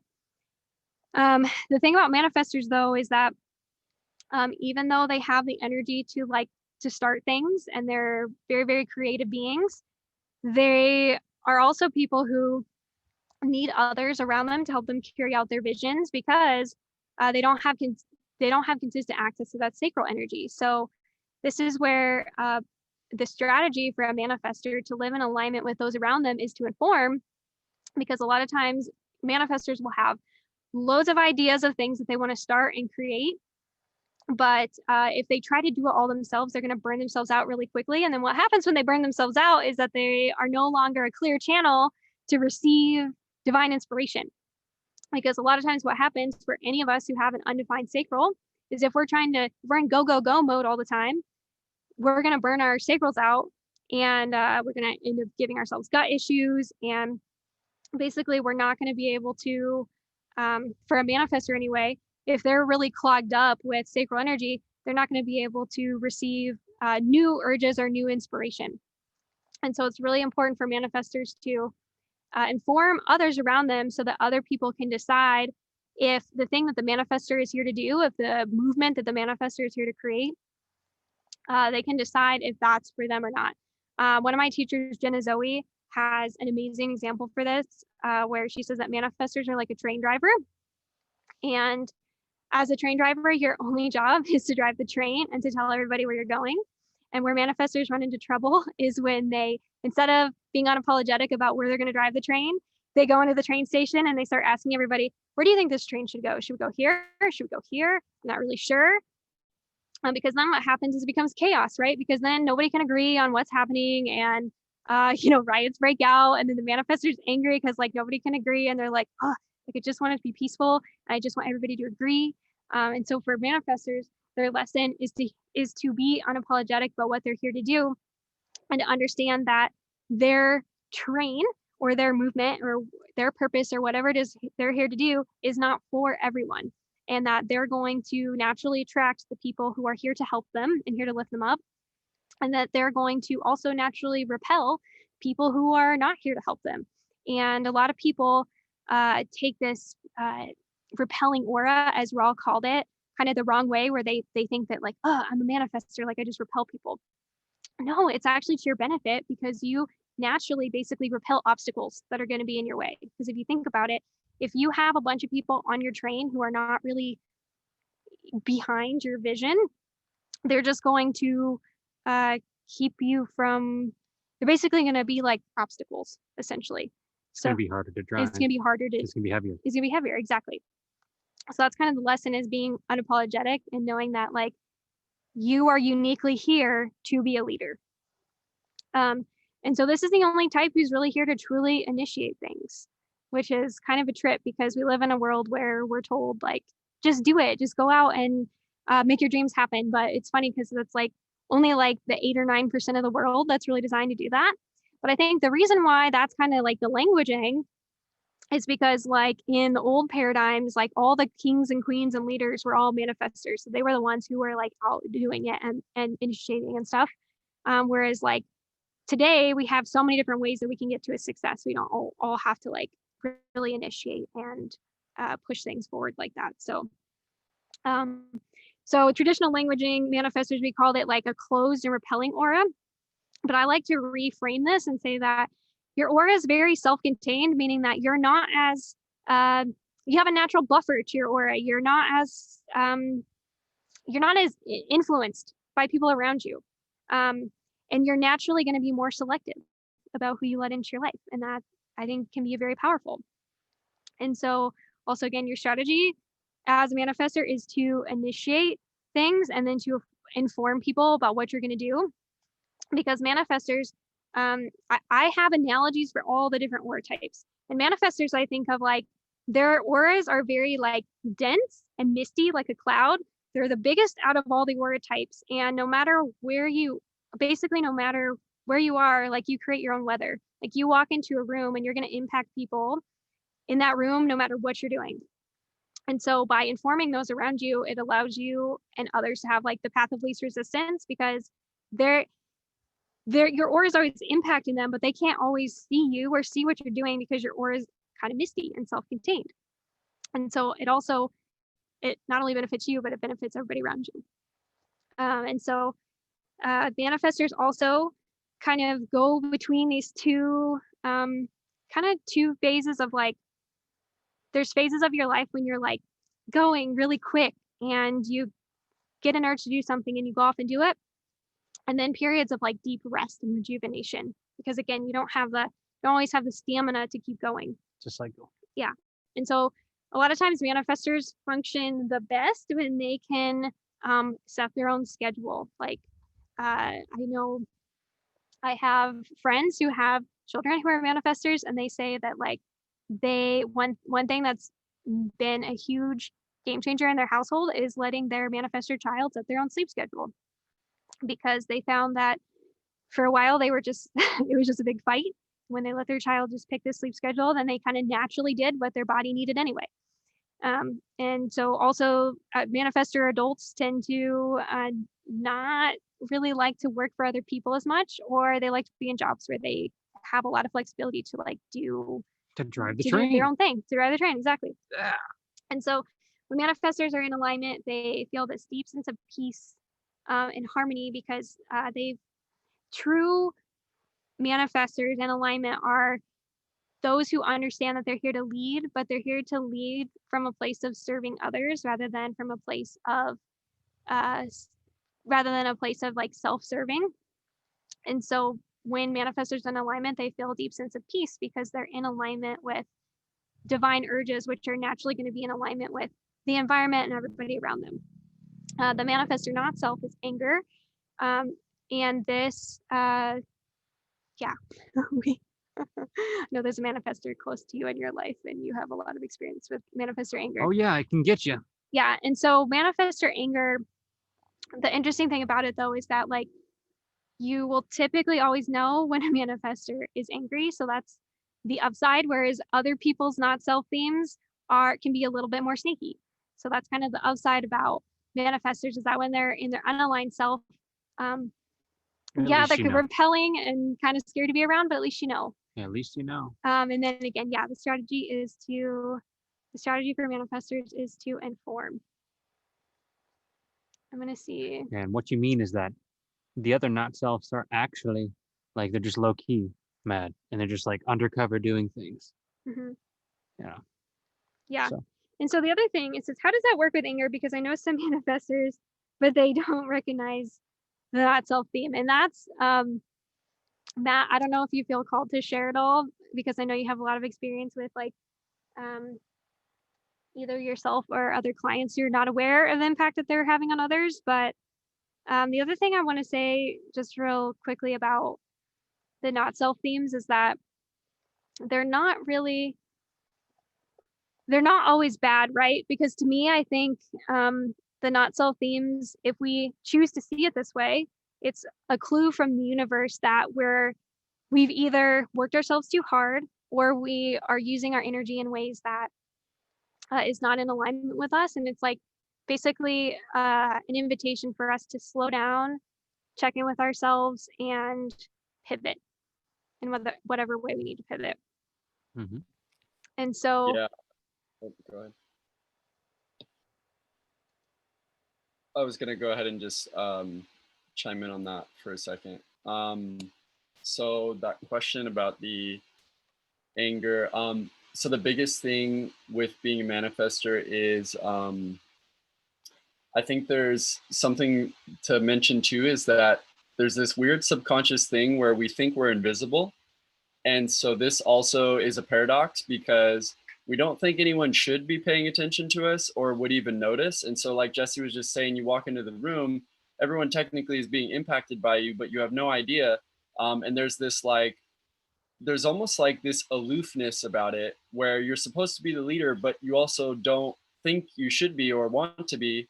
And so it leads to this awkwardness. And I think, to dovetail onto that, that train analogy, I really like that, because I'll often ask a lot of questions because I'm trying not to overbear like on something. I'm trying not to dominate it.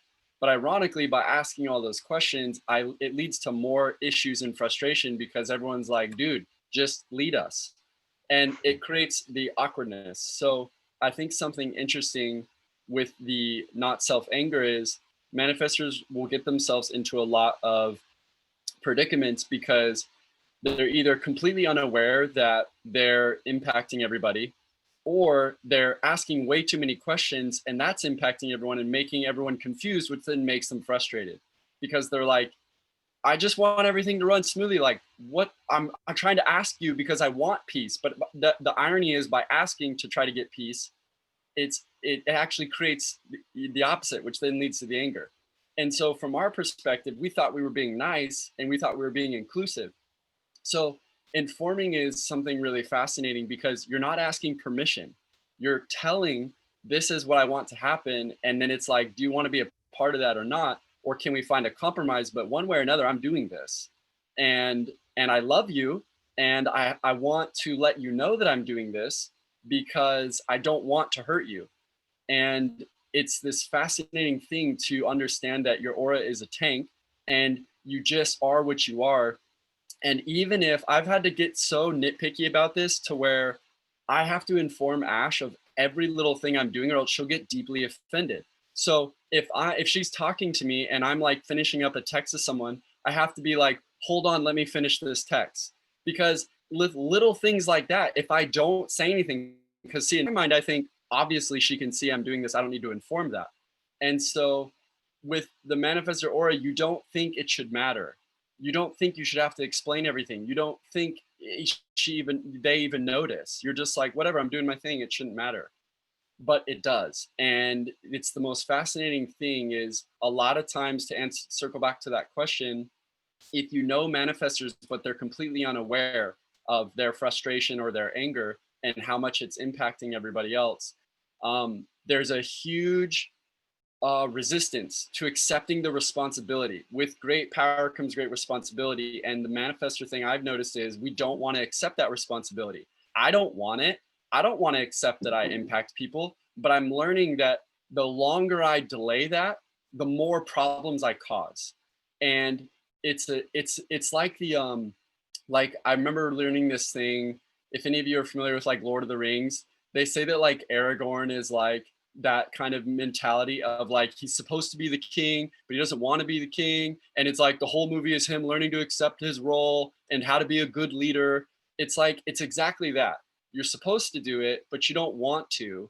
But by not doing it, everyone is like, it's causing more problems. So this is like the whole thing I feel like for them to understand is they're avoiding their responsibility and they think that's going to lead them to peace, but it doesn't, which then leads to the anger. So how do you point that out? Honestly, when I work with people or in my own journey with it, it all comes down to having the courage to be responsible with their impact.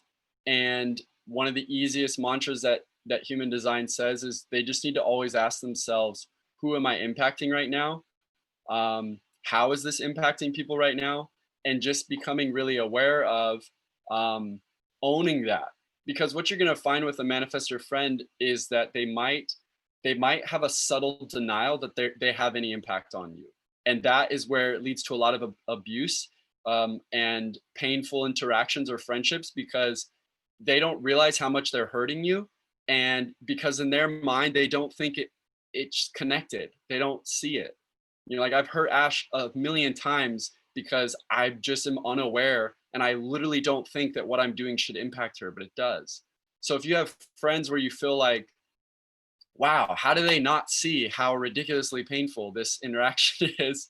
Then just kind of help bring to their awareness, hey, I know your intention is good and you don't mean to, but the way that just happened or what you just said or what you just did or whatever, like that really kind of hurt me. Can we talk about that for a second? The biggest thing though is not triggering, making them feel wrong, because then that's a whole other explosion. So it's kind of like understanding, I don't know, I could go on about this for hours because there's a lot of dynamics, but the biggest thing is just help them see that although they didn't mean to, they have to be aware of it. They have to kind of check in with it and realize that they have to kind of be mindful of it. My gosh, I love all of that. Thank you, Matt. Yeah, I really have, I mean, that was so good. I have nothing to add other than another trippy thing about manifestors that I noticed is that for every other type, it drains them to initiate. Whereas for manifestors, it actually, they're designed to initiate. So it's actually draining for a manifestor to respond. Whereas like all the other types need something to respond to. For the manifestor, like having something to respond to is actually what's draining. So it's fascinating because what I've noticed as well is that in addition to manifestors needing to inform those around them and not always being aware that they need to inform those around them, they also, from what I've noticed, tend to do better with, rather than being asked a question, having you inform back to them. So like with my manifestor clients, I tend to not ask them questions like, you know, how are you feeling today? Or would you like to start with this or this? Usually with manifestors, I'll say, oh, I'm wondering how you're doing today. Because it's so subtle and it's so trippy that this works, but it is, because when they when you inform a manifestor, they'll inform you back, versus like if you ask them a question, then it's like, it's weird because they're not used to like responding to things. When their energy is in alignment, they get an urge and they do it, whether they know if it's going to impact somebody or not. So really fascinating. Mhm. Okay, moving on to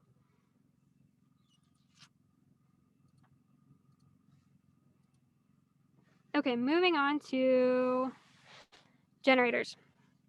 Okay, so generators. So generators are, I like to think of it as the life force of the world. So they are very literally in their title, they are here to generate life force energy for everyone around them.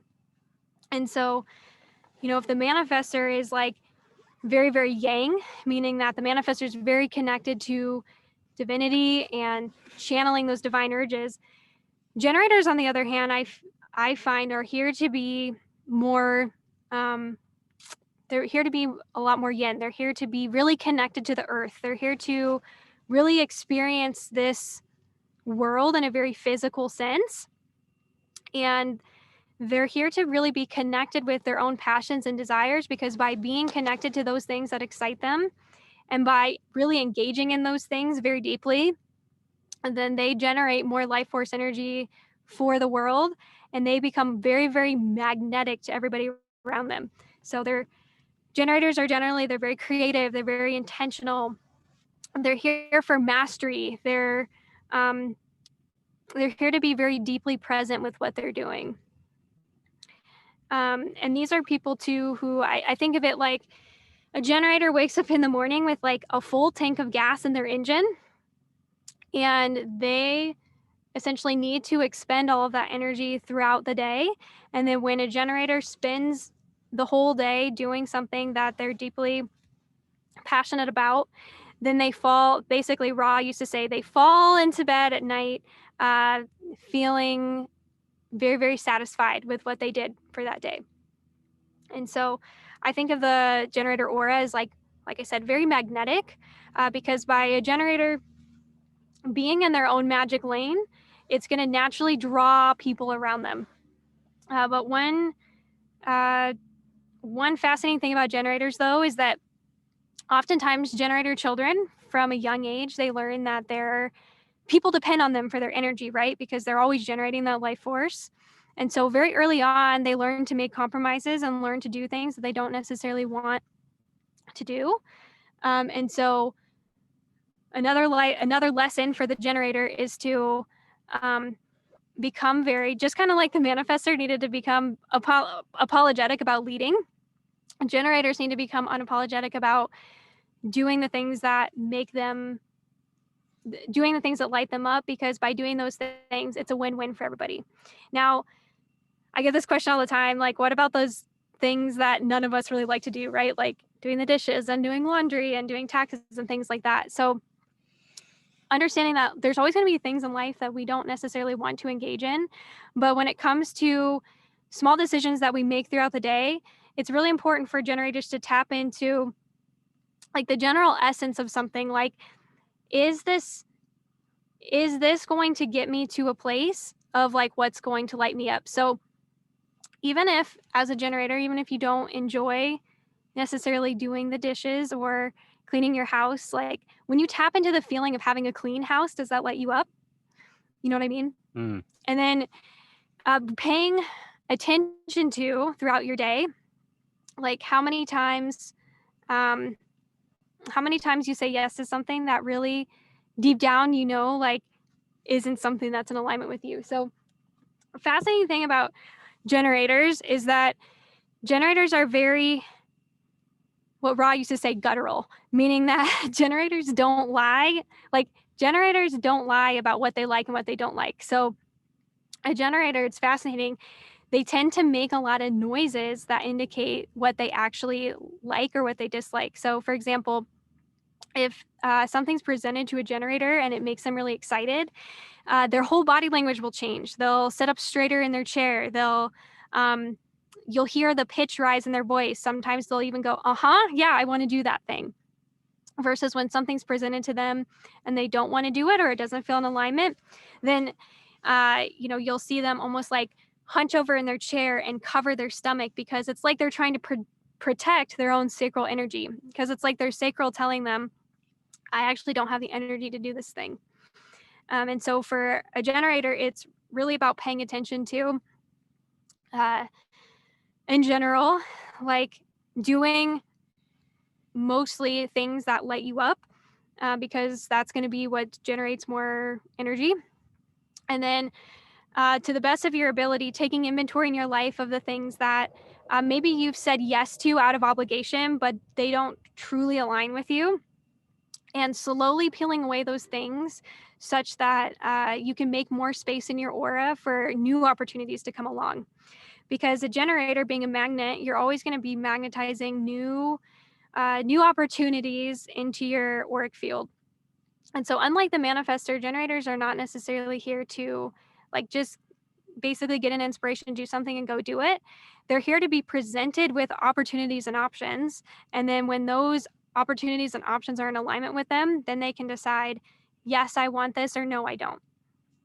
And so the sign that you're in alignment as a generator is that you're going to feel this deep sense of satisfaction, or this deep sense of bliss, this deep sense of harmony in your body. And then when you're not in alignment, you're going to feel this sense of frustration. And so the difference I think of between like a manifester anger and a generator frustration is that a manifester anger is generally projected outward, whereas a generator frustration is normally felt internally. It feels like energy is stuck within you, but you don't necessarily know what to do about it, which then perpetuates the stuckness. And so again, this is kind of like, I think of it as like the invitation from the universe to take inventory of your life, of where you maybe need to shift some things or pivot. And then the strategy for generators is to respond. So again, you're not necessarily here to like hustle and make things happen, but you're here to, again, kind of wait for opportunities and wait for things to respond to. And this allows you to basically stay in your magic lane, because if you're always out trying to initiate things, then you're not going to be deeply engaged. You're not going to be as deeply engaged in the present moment and on the things that are going to take you to that level of like self-mastery, or those basically by not trying to initiate all the time, that allows you to stay within those things that really excite you. Mm-hmm. Okay. And then manifesting generators. Hey, it's me. It's you. That's right. Solid. Wait, hold on.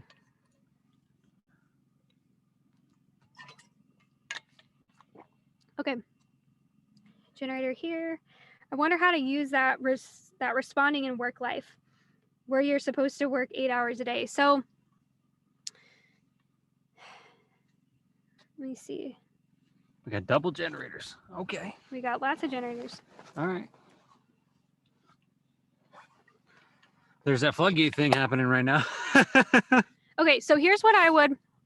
Here, sorry. Okay, so here's what I would recommend, and I don't know exactly if this is your question, so you can let me know. But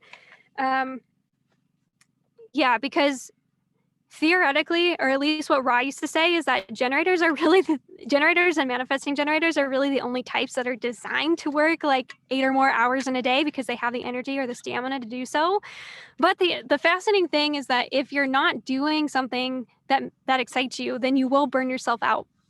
So a couple little tricks or tips that you can try is that, like, if you're ever coming to a task at work that you don't necessarily want to do, or it doesn't light you up, or is going to drain you of your energy, I call it like task stacking or work stacking, where you can basically do things that kind of give you a little more energy, or give you a little bit of excitement, or a little more oomph. You can do those things first, which will then give you the energy to carry over and spill over into other things you don't necessarily want to do. But in general, as a generator, and it's not about basically being perfect at this right away, but like if you're in a job that you know totally drains you, then start by again taking inventory of things that don't light you up, maybe outside of work, and really making that time outside of work like your sacred time where you give yourself permission to only do the things that light you up. And then basically get clear with the universe about what it is that you are wanting.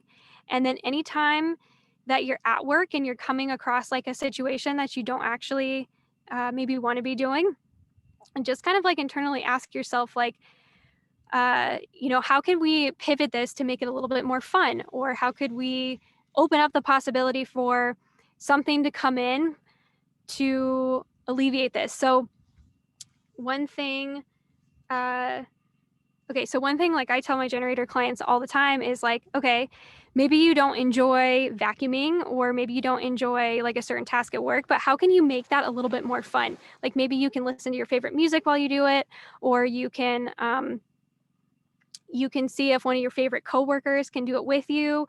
Like anything like that can help.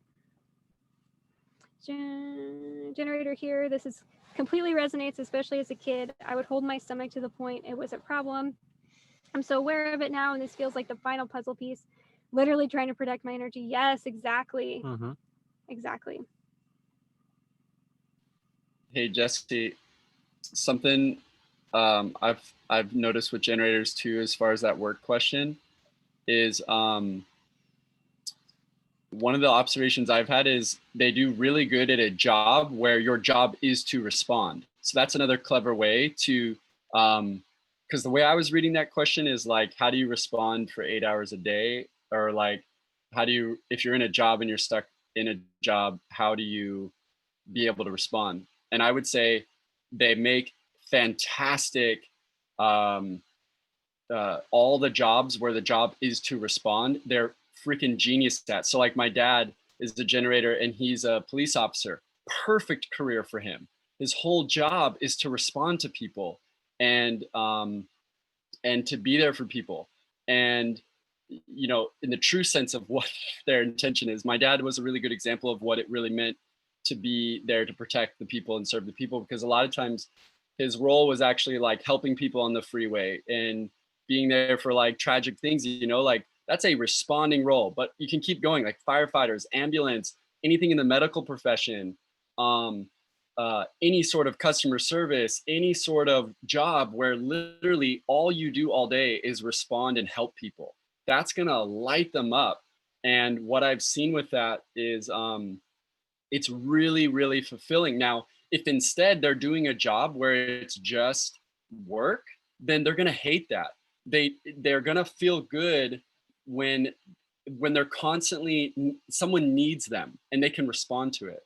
So that would be another really, really clever thing to do if someone's, for all those who are generators, is first, yes, find something that you love. But I would say more importantly too is in that career, is it something that constantly gives you stimulation and asks something of you? Because if every day you're needed for something, you're gonna feel so good every day and you're gonna feel so full of purpose and meaning. Whereas if you're in a career where you have to initiate all day, you're gonna hate that.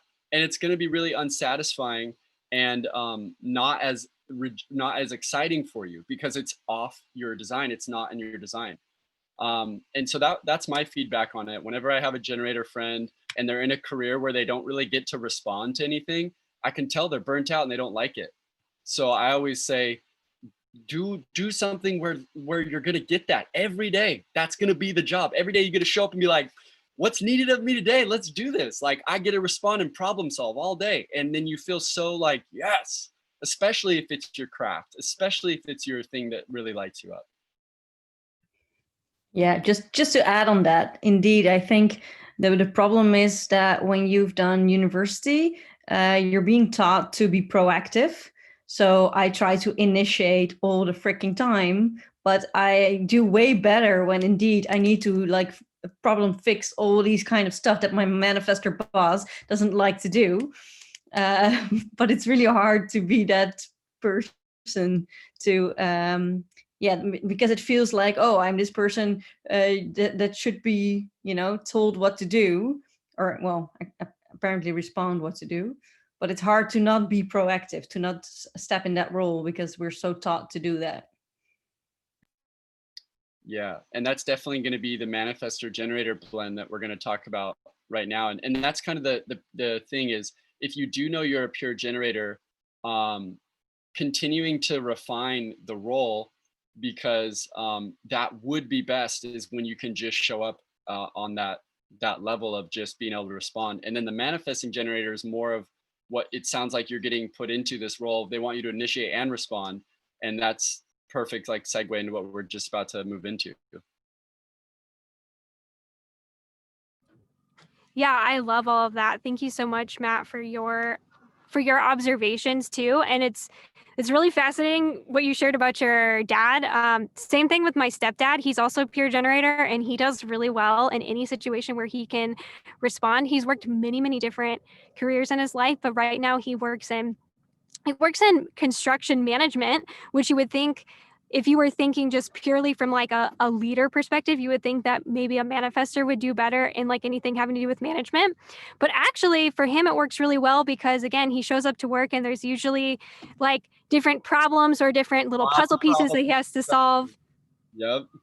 Yeah, different little things that he has to respond to. So responding doesn't necessarily mean that you have someone, responding doesn't necessarily mean that you always have a manifester right in front of you who's giving you options to respond to. But what it does mean is that, or what it can mean is that in your environment, there's different things that need attending to that gives you the opportunity to respond. So a lot of generators too are in careers where like they get to build things, or I know a lot of generators who are also very successful business owners, but the way that they started their business is usually out of response to something that they saw in the environment. Like they responded to like a need that wasn't being met in the community, or they, out of like kind of trying different things, they responded to something that they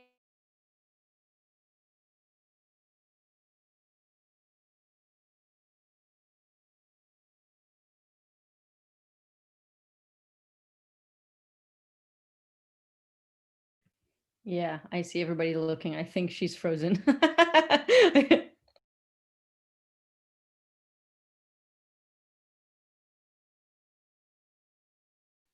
Yeah, Candy, that sounds about right. The like medicine career would be perfect because they're responding to, every day is going to be responding to the needs of their patients.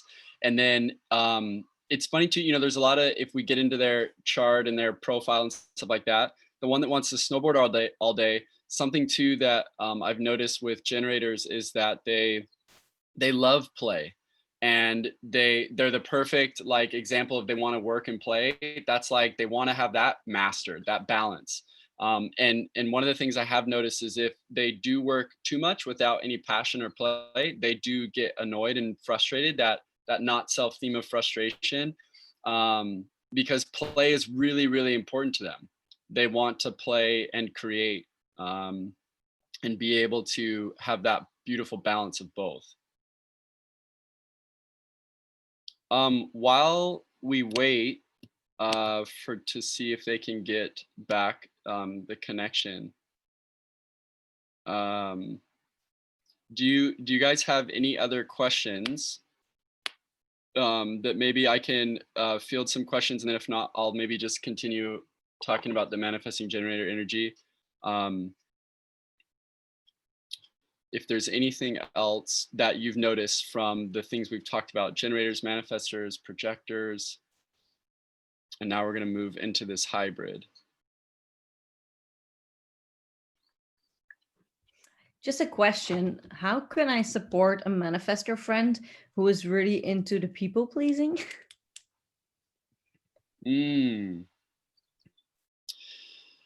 Yeah, so that's interesting because there's obviously some they have like some inner work for sure, because they've fallen out of their design technically, right? Because to be in a people pleasing role, they're technically, there's some conditioning going on there.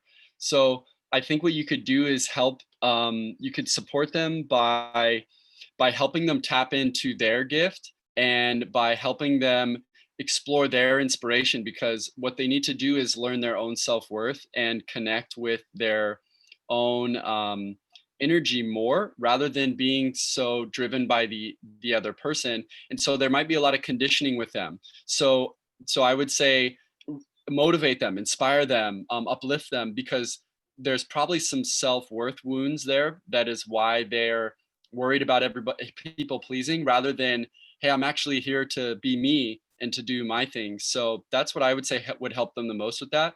Obviously, they need to heal the root though too. They need to heal why that even is there in the first place. And there's probably some specific traumas and whatnot that's playing out of why they're a people pleaser in the first place. But that is going to be their goal. They need to go from externally focused on pleasing everybody else to following their urge and pleasing, for lack of a better way to put it, pleasing themselves, pleasing that urge, and honoring, or we could say maybe honoring themselves, and honoring that they're not here to please other people. They're here to create and pass that urge through to the world. They're here to serve the world and give that to the world. So it's almost like you could maybe, it's not necessarily a bad thing but if it becomes, it's like dominating their behavior and it's blocking their inspiration, then it is, because that person can channel that people pleasing mentality into their service, but it needs to come from their inspiration, not being controlled by the other person, because that's when it's unhealthy for that manifesting energy, if that makes sense. It needs to be self-generated. Hey, Jesse, I was just kind of stalling. We're going over some questions and stuff while we were waiting for you. Yeah, thank you so much. We're having slight technical difficulty. Uh-oh, you're cutting out a little bit. We've been doing so good. I know. Okay. You are frozen on the screen and we can hear you a little bit.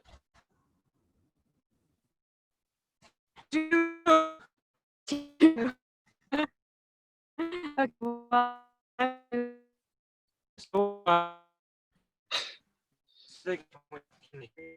can you guys see a screen just for a second?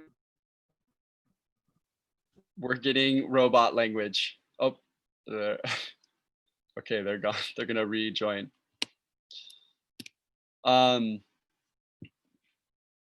So moving forward, are any of you here manifesting generators?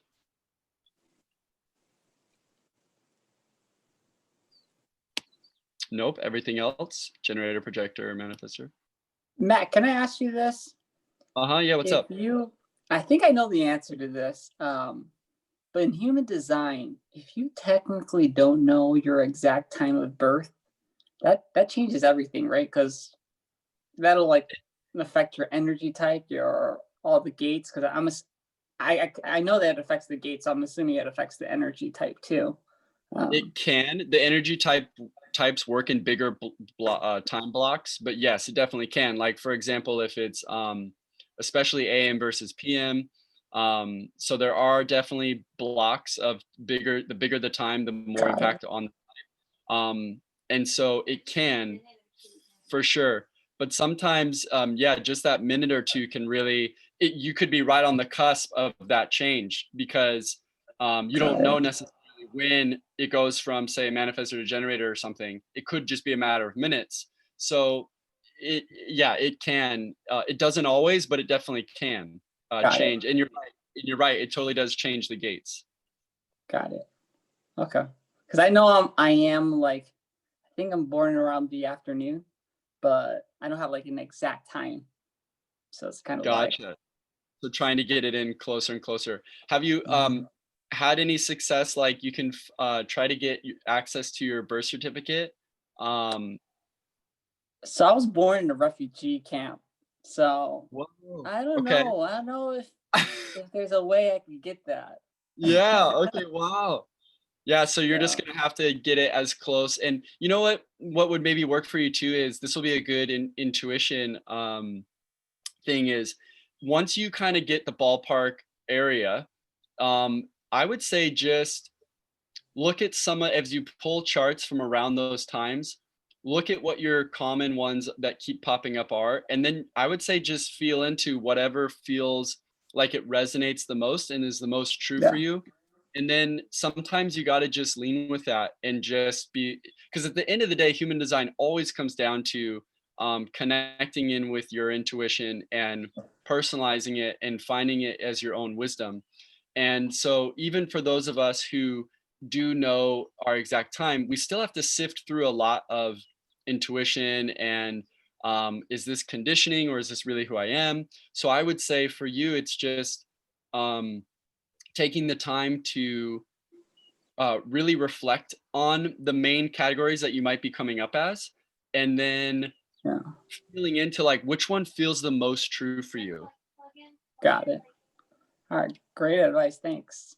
Yeah, and my wife's chiming in off camera saying, plug in like a few, like the hour before, a couple hours after, like all around the rough time you think it is, and see if it's changing. Because what it could just be a block of like every time during this 6-hour or 12-hour period is generators, and so you might be okay. Or everything during this time is a certain type. So just do your best to kind of bounce around and see which one. Again, if they are different, then see which one resonates the most. Got it. Great. Thank you. Okay, can everybody hear me?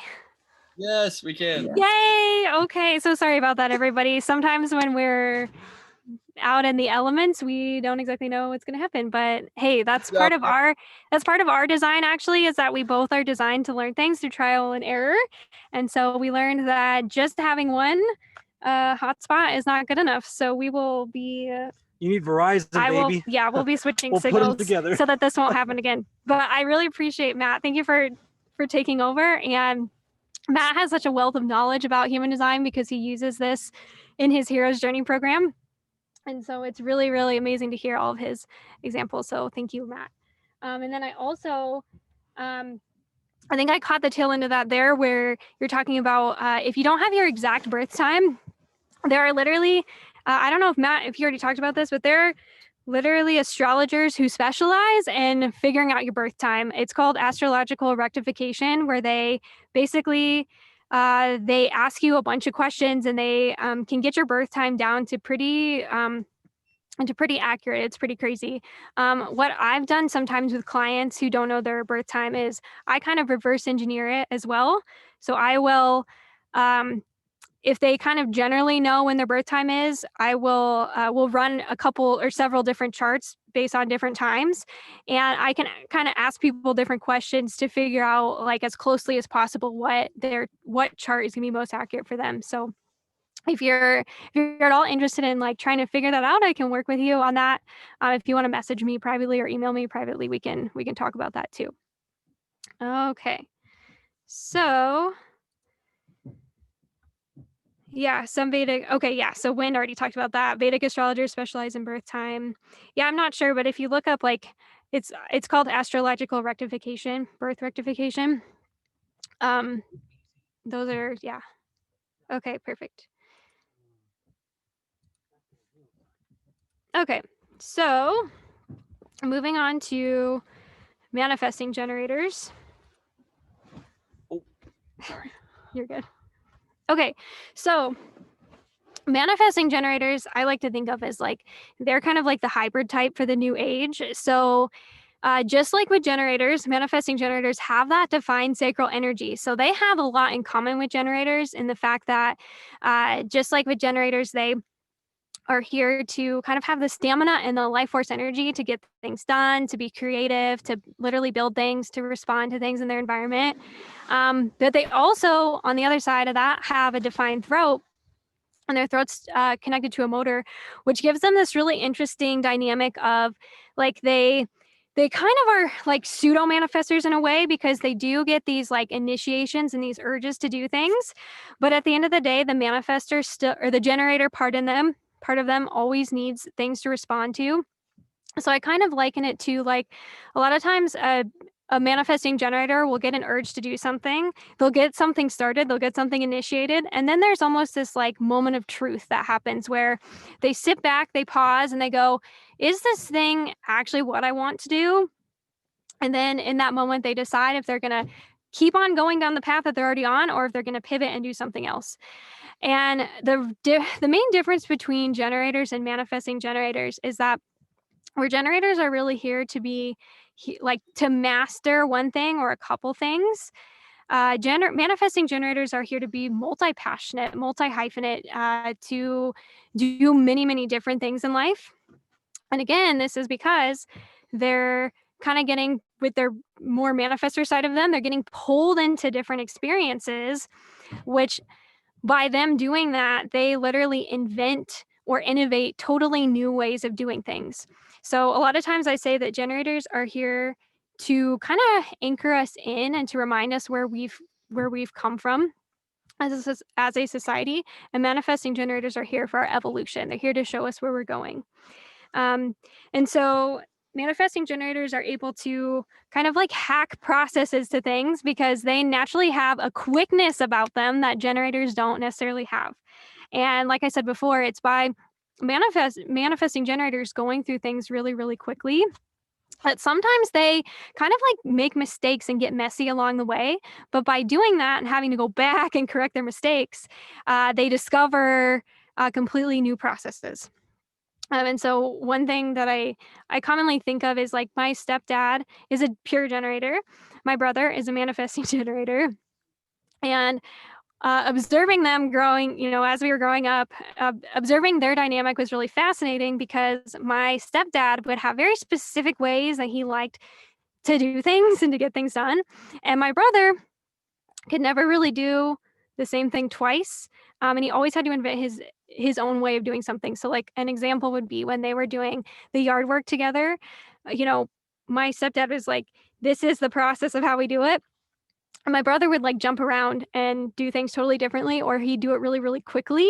And then rather than doing it like thoroughly the first time, he would do it quickly, but then he'd have to go and like, and patch up what he missed. And that used to really frustrate my stepdad because my stepdad, likes the way that he does things. And my brother's like, but I did it and I did it fast and I got it done. So what does it matter? Right. And so manifesting generators, I also say, are kind of like warrior Buddhas, meaning that, they kind of have this like warrior inside of them, or the manifestor part of them that's always kind of pushing them to try new things. And then they have the Buddha inside of them that's always reflecting and responding to the world around them. And so being a manifesting generator is this interesting balance of kind of having this fire inside of you, but at the same time surrendering to the Buddha. Because Ra gave this example, and he used to say that at the end of the day, as a manifesting generator, the warrior needs to surrender to the Buddha in order for you to maximize your energy and to live in satisfaction. And so just like with generators, manifesting generators are people who need to like expend all of their energy doing what lights them up. But the one main difference between the two of them is that manifesting generators, because they have this quickness to them, they often need periods of time where they can unwind so that they can almost shift gears back into that restful state. And so going along with the aura analogies, so if a manifestor is like a cloud and a generator is like a magnet, I think of a manifesting generator as like having a big web around them. So they're still magnetizing like the generator. But the thing about mangens is that because they're so quick and they're always doing so many things, is that they're interesting to other people, but they almost carry this like they have so much, they're very inspiring to other people, but almost at a level of where people are a little intimidated, like, I can't quite keep up with you, or you're doing all these things. So people often look up to manifesting generators, but they don't quite have that full magnetic quality of the generator. And so the reason why I think of them like webs is because people kind of get caught up in the manifesting generator aura, but they get caught up in the web while the manifesting generator is going about their day and doing all these different things. And so the kind of sign that you're in alignment as a man-gen, just like with a generator, you're going to feel this deep sense of satisfaction and bliss. And then just like with a generator, you're going to feel this frustration inside of you. Man-gens can also experience anger just like a manifester, but this is more, again, frustration is more internal. It's more like when you have a stuckness of energy and you don't really know how to get yourself out of it. Anger is more when you feel like your expectations aren't being met in the external environment, or you feel like people aren't kind of aligning with what you're wanting to get done, essentially. And so responding for a generator, or responding for a manifesting generator, is a little bit different than it is for a generator. Just like I was kind of explaining before, you, as a man-gen, you're going to be more likely to receive like an internal urge because you have that manifestor side of you, or you'll receive kind of like an external sign from the universe, and that's where your responding comes in. So you either get an internal urge or an external sign, and then you respond yes or no to that thing based on, you know, what your gut says. Is this something that lights me up, or is it something that doesn't light me up? Or as I say to Nick all the time, like, is it a hell yes? And if it's not a hell yes, it's a hell no. Mm-hmm. And then if you are responding yes to that thing, then just like the manifester, you do your best to basically inform those around you of what you're about to do, because you do have an impact on those around you. It's just not going to be quite as like pungent as the manifester, or impactful as the manifester. So you respond yes, you do the thing, you take some action steps, and then, like I said, there's kind of this like this epiphany moment, or this moment of clarity, where you take a pause, and then you ask yourself, is this thing still my truth? Is this still in alignment with me? If it's a yes, then you keep going. If it's a no, then it's time to pivot. And this is where it's really, really hard for manifesting generators, because part of their conditioning is like they're often told that they're scattered, or that they're all over the place, or that they never finish anything. And so a lot of times they get sucked into finishing things because they feel like, you know, they've already committed to it, so they can't pivot. But actually, manifesting generators, by trying a bunch of different things and starting a bunch of different things and then pivoting away from those things, it actually gives them like a variety of life experience on such a deep level that none of the other types can experience. So part of the lesson for the manifesting generator is being okay with pivoting between different things, and even when they don't necessarily know why that's happening, like trusting in the moment that what they learned from that experience that they started is going to carry over into other experiences in their life. And basically being, I feel like really tapping into not being attached to the outcome is really, really big for a manifesting generator, because there's so many things that you get started that that just don't end up getting finished, and that's totally okay, and it's in alignment with what you're here to do. Anything you would like to add to that as your real life experience? Yeah, so I make videos. I make a lot of videos, and a lot of times I make a lot more than actually gets released, because there's a lot of times where I'm editing and I'm finding out that, oh, I didn't like this. I do too much. I film too much. So I mean, you can relate that to anywhere in your life, really. But for me, I'm always starting things, and it's super hard for me to actually.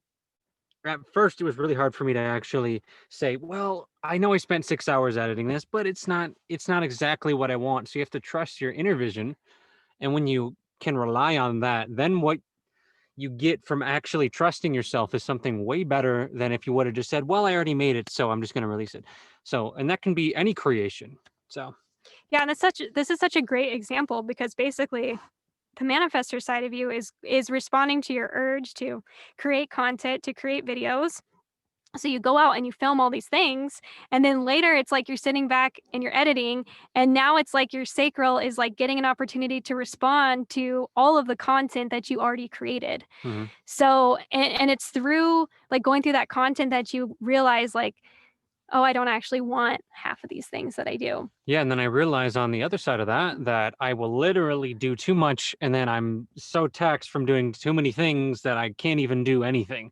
So I'm like cutting myself too much into too many pieces, and I can't pick it back up well enough. So also another shadow side is the opposite, which is doing too many things. So that's been huge for me too, to realize that at least. Yeah, and a lot of times both for generators and manifesting generators, they'll get wrapped up into doing too many things because for them, the thought of like, I'm not going to use up all my energy for things that are productive is like a really scary thought. So a lot of times the like practice behind that is like slowly peeling away the things that you don't actually want to be doing or the things that don't light you up. Uh, and and knowing that that's going to create space and there's going to be a time in the middle when you might not feel like you're doing as many things, but that's okay because more things are going to fill that space eventually, and it's Exactly. those things are going to be more in alignment with you. But Mhm. sometimes you have to be willing to pass from, you know, what I don't want to what I do want, with like passing a neutral zone along the way of like this middle ground where you're not really doing as much. Mhm. Yeah. And also to like, I was just thinking about this last week. You literally almost finished editing an entire video and then decided that you didn't want to release that video anymore. Mhm. And so the other thing I didn't mention about generators, both generators and mangens, they're designed for response and they're very binary. They're designed for yes or no questions. So I'm always asking him, like, do you still want to do this? Or like giving him two options of things, because then that gives him the opportunity to like, yeah, I want to do that, or I don't want to do that. And I can Mhm. literally hear in your voice when something is a yes for you. Like your entire pitch will change. But when something's a no, like the biggest sign that something is a no for you is like when you let out a big sigh. Hey, That's what tells me that the energy is just not there anymore. yeah, it's just not, we're not feeling it, you know? And sometimes you just not feeling, you just don't do it. You just say, all right, we're gonna scrap it. You know, the best things I've ever done in life have been the things that, well, not the best, but some of the best things I've done have been where I've decided, okay, it's enough. I want to do something else. And then I go do that other thing. And then it's just, that's it, right? It's just learning. It's experiencing. Yeah. That's, you know, a major part of this reality, let alone that's for everyone. You know, to have that ability to restart, to have the cycle. Like you don't get to decide sometimes when the cycle happens in life, when you decide, okay, we're moving on. Yeah. So, Totally. Alrighty. Biggest thing I've noticed is that they need to be aware of spreading themselves too thin. Yeah, totally. I've seen that again because from the time that you're born, you're used to, both for generators and mangens, like you're used to people relying on you for your energy. So you can naturally spread yourselves too thin. mhm. Yeah, my husband is a mangen and so is my son. So I'm often the buffer, the buffer for the two. Yeah. Mhm. Awesome. Okay. Good stuff.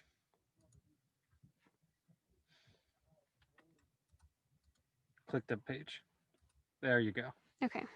Okay. So projectors. So I went into projectors a little bit. I'm a projector, so I have a lot of firsthand experience Oh about yeah. being a projector. So the trippiest thing about being a projector is that really, in the most esoteric sense, like we are here to see into other people so deeply, and we are not really here to like experience this reality for ourselves. We are here to experience this reality through other people, which is really a trip because for the longest time, you know, it's like we're conditioned to believe that we need to know what we want, what we desire, who we are. We need to have our own energy. We need to be independent. We need to make things happen. And projectors are truly just like not here to do that. So projectors, my teacher, Jenna Zoe, she talks about, or what she says a lot, is that projectors are not here for what they do. They're here for what they see. So every projector Wow. is going to have things that they see very, very uniquely or very, very deeply, whether it's certain philosophies or certain systems or certain ways to help people. Every projector is going to have a very specific niche that they see deeply than anybody else.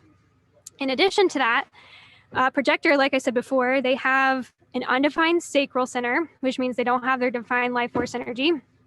So with the manifestors, like I said, they chose to not have that defined sacral energy so that they can channel straight from the divine. Projectors not having that sacral energy allows them to see into the energy of the other. Because again, anytime you don't have defined sacral energy, you're going to be less enamored by your own energy. This is going to allow you to see things that other people might not necessarily be able to see. So projectors are here to guide by seeing very deeply into systems.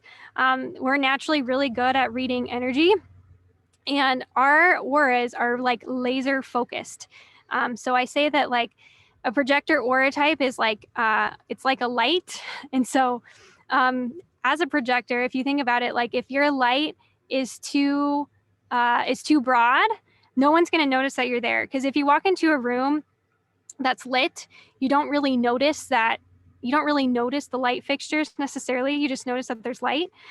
Versus if a light is too focused, it's like a laser, and a laser doesn't feel very good. It's very abrasive to people. It doesn't light up all the darkness. Right, exactly. So being a projector is basically about finding that sweet middle ground between being an LED light in a room that nobody really notices is there because it's just filling a room with light, and it's too broad, people don't notice it, and being a laser, which is very intrusive to people. So we want to find that sweet middle ground where we can be a lighthouse, where we can be in our zone of genius and we can project out into the world and say, these are the things that I'm here to help with. Now invite me in to help you.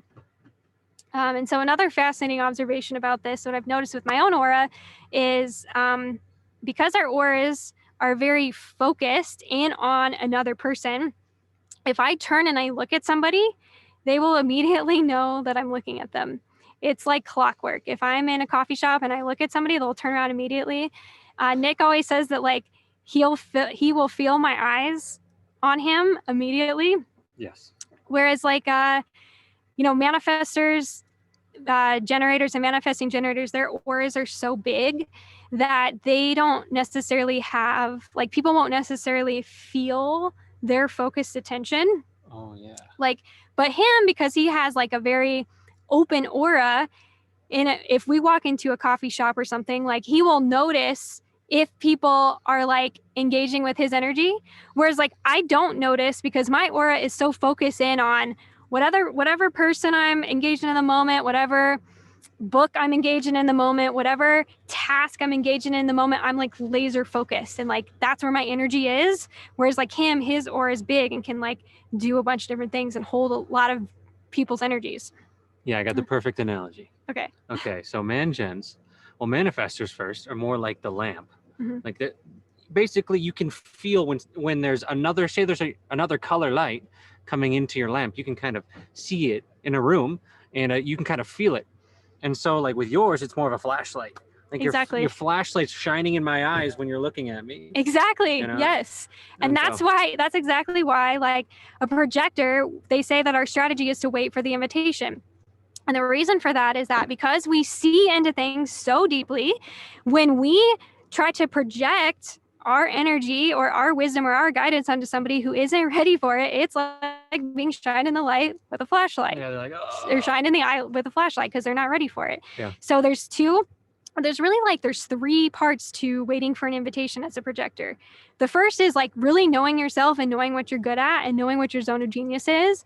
And really the best ways to tap into this is like asking yourself, what is it that you would Google all night long if you had no agenda? Or what are the things that you're researching when you're like not at work? Or what are the things that you're always fascinated by that you like maybe don't always give yourself full reign to explore because you don't feel like they're like productive things to look at? So it's like really giving yourself permission to follow your fascinations, and then getting really clear and focused on what it is that you're here to guide. and then putting yourself out there, right? Because we're here to be lighthouses. So you got to put yourself out there in some way. You got to, like, whether it's starting an Instagram and posting about what Memes. whether it's like starting an Instagram and just like posting about your genius, whatever that is, or just like telling friends and family what you're up to. Waiting for the invitation definitely doesn't mean that you just sit on your couch and you like wait for people to recognize you. It means that like you're not trying to help people who aren't wanting help yet, essentially. So it's like you, again, focus on yourself, you shine bright, and then you wait for people to invite you. And this is kind of twofold. That person has to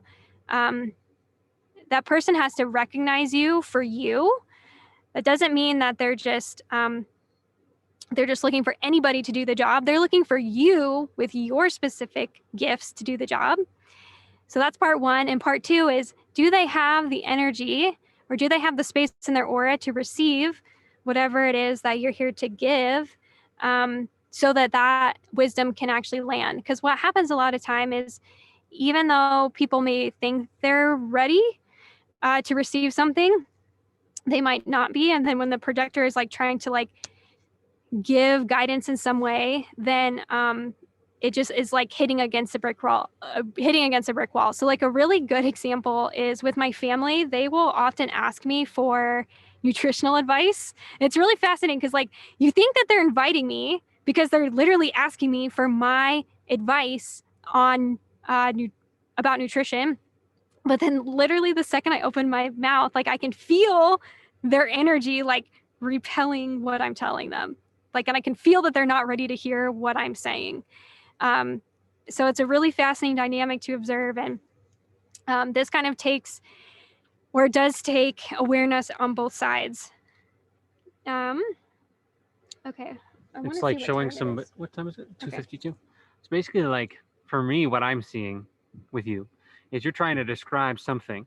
Like you're trying to describe a tree. This is a tree. Look, look here. There's a tree I got. And somebody's like, what? That's not a tree. Or you could even go deeper and say, this is a green tree. But they only seen trees as red their whole life. So they aren't ready to even be open enough to perceive that the tree could possibly be green. Yeah. Maybe that helps.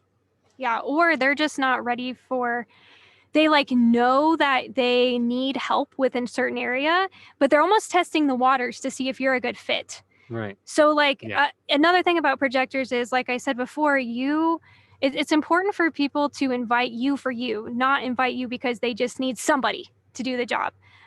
Like a really good example of this is like in one of my last physical therapy jobs, I was invited to work there because they needed a very specific type of therapist, and I had that training in those types of modalities. But once I got into that work field or into that workplace, I very quickly realized that they had invited me not because of like my specific skills, but because of my credentials or because I checked all the boxes. So that's something really important to watch out for too. So most projectors are just generally like, they tend to be people who are really fascinated by other people because, again, we're always picking up on other people's energies. And we're always trying to understand people so that we can make sense of their behavior. And by doing that, we help others become more efficient in what they're doing. And because of this, projectors, we tend to need multitasking skills. No, my multitasking skills are not great, which we're seeing in real time here. Like manifesting generator, he can multitask all day long, and I cannot. We also just tend to need a lot of rest and sleep. So Ra used to joke that projectors were only designed to work like 2 to 3 hours in a day, which I don't take quite so literally, because the way I think of it is like projectors are designed for energy input, whereas like generators and manifesting generators are designed for energy output. So to say this in a different way, like a really common example that I use is like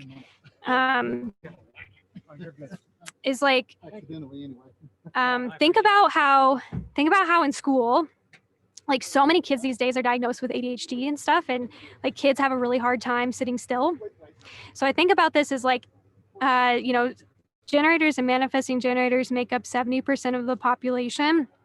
So basically what you're getting in a school setting is you're getting 70% of these kids who are designed to play and to do and to create and to like use all their energy. They're being forced to sit down, sit still, and input information. Whereas projectors are the opposite. We're designed to basically absorb a lot of information. Like we can sit down and really learn and absorb things for a long, long time. But where our energy gets drained is when we then try to turn that energy into output. So like like for me, what I've noticed is that I can spend all day like reading and researching things or even like putting PowerPoints together, but I'm pretty much limited to 3 hours of like people time, of like giving my energy to people. And this is just what I've noticed for myself. We also tend to have just more sensitive digestive systems, where in general, people who are designed to be a lot more slow and light. And the reason why we're designed to be slow and light like this is because when we're in this more light energy, it allows us to ride the waves of other people's energies more easily. So slower beings, what I've just noticed is that we tend to need less intense movement in our daily routine, but like more frequent movement, because our whole bodies run slower, tend to have slower heart rate, slower lymph, slower digestive system. So more frequent but lower intensity activity helps just keep our system going. I think we just have a couple more minutes here. I think I'll be able to get through just the rest of the projector. So the way that you know as a projector that you're in alignment is that you'll see success in your own life and in those around you. So this is a trippy thing because it's the only theme, or it's the only alignment theme out of all the types that isn't internal. It's external. And again, the reason for this is because projectors, we're here to experience, or we're here to see into other people so deeply. And when we're in alignment with ourselves, we are naturally creating more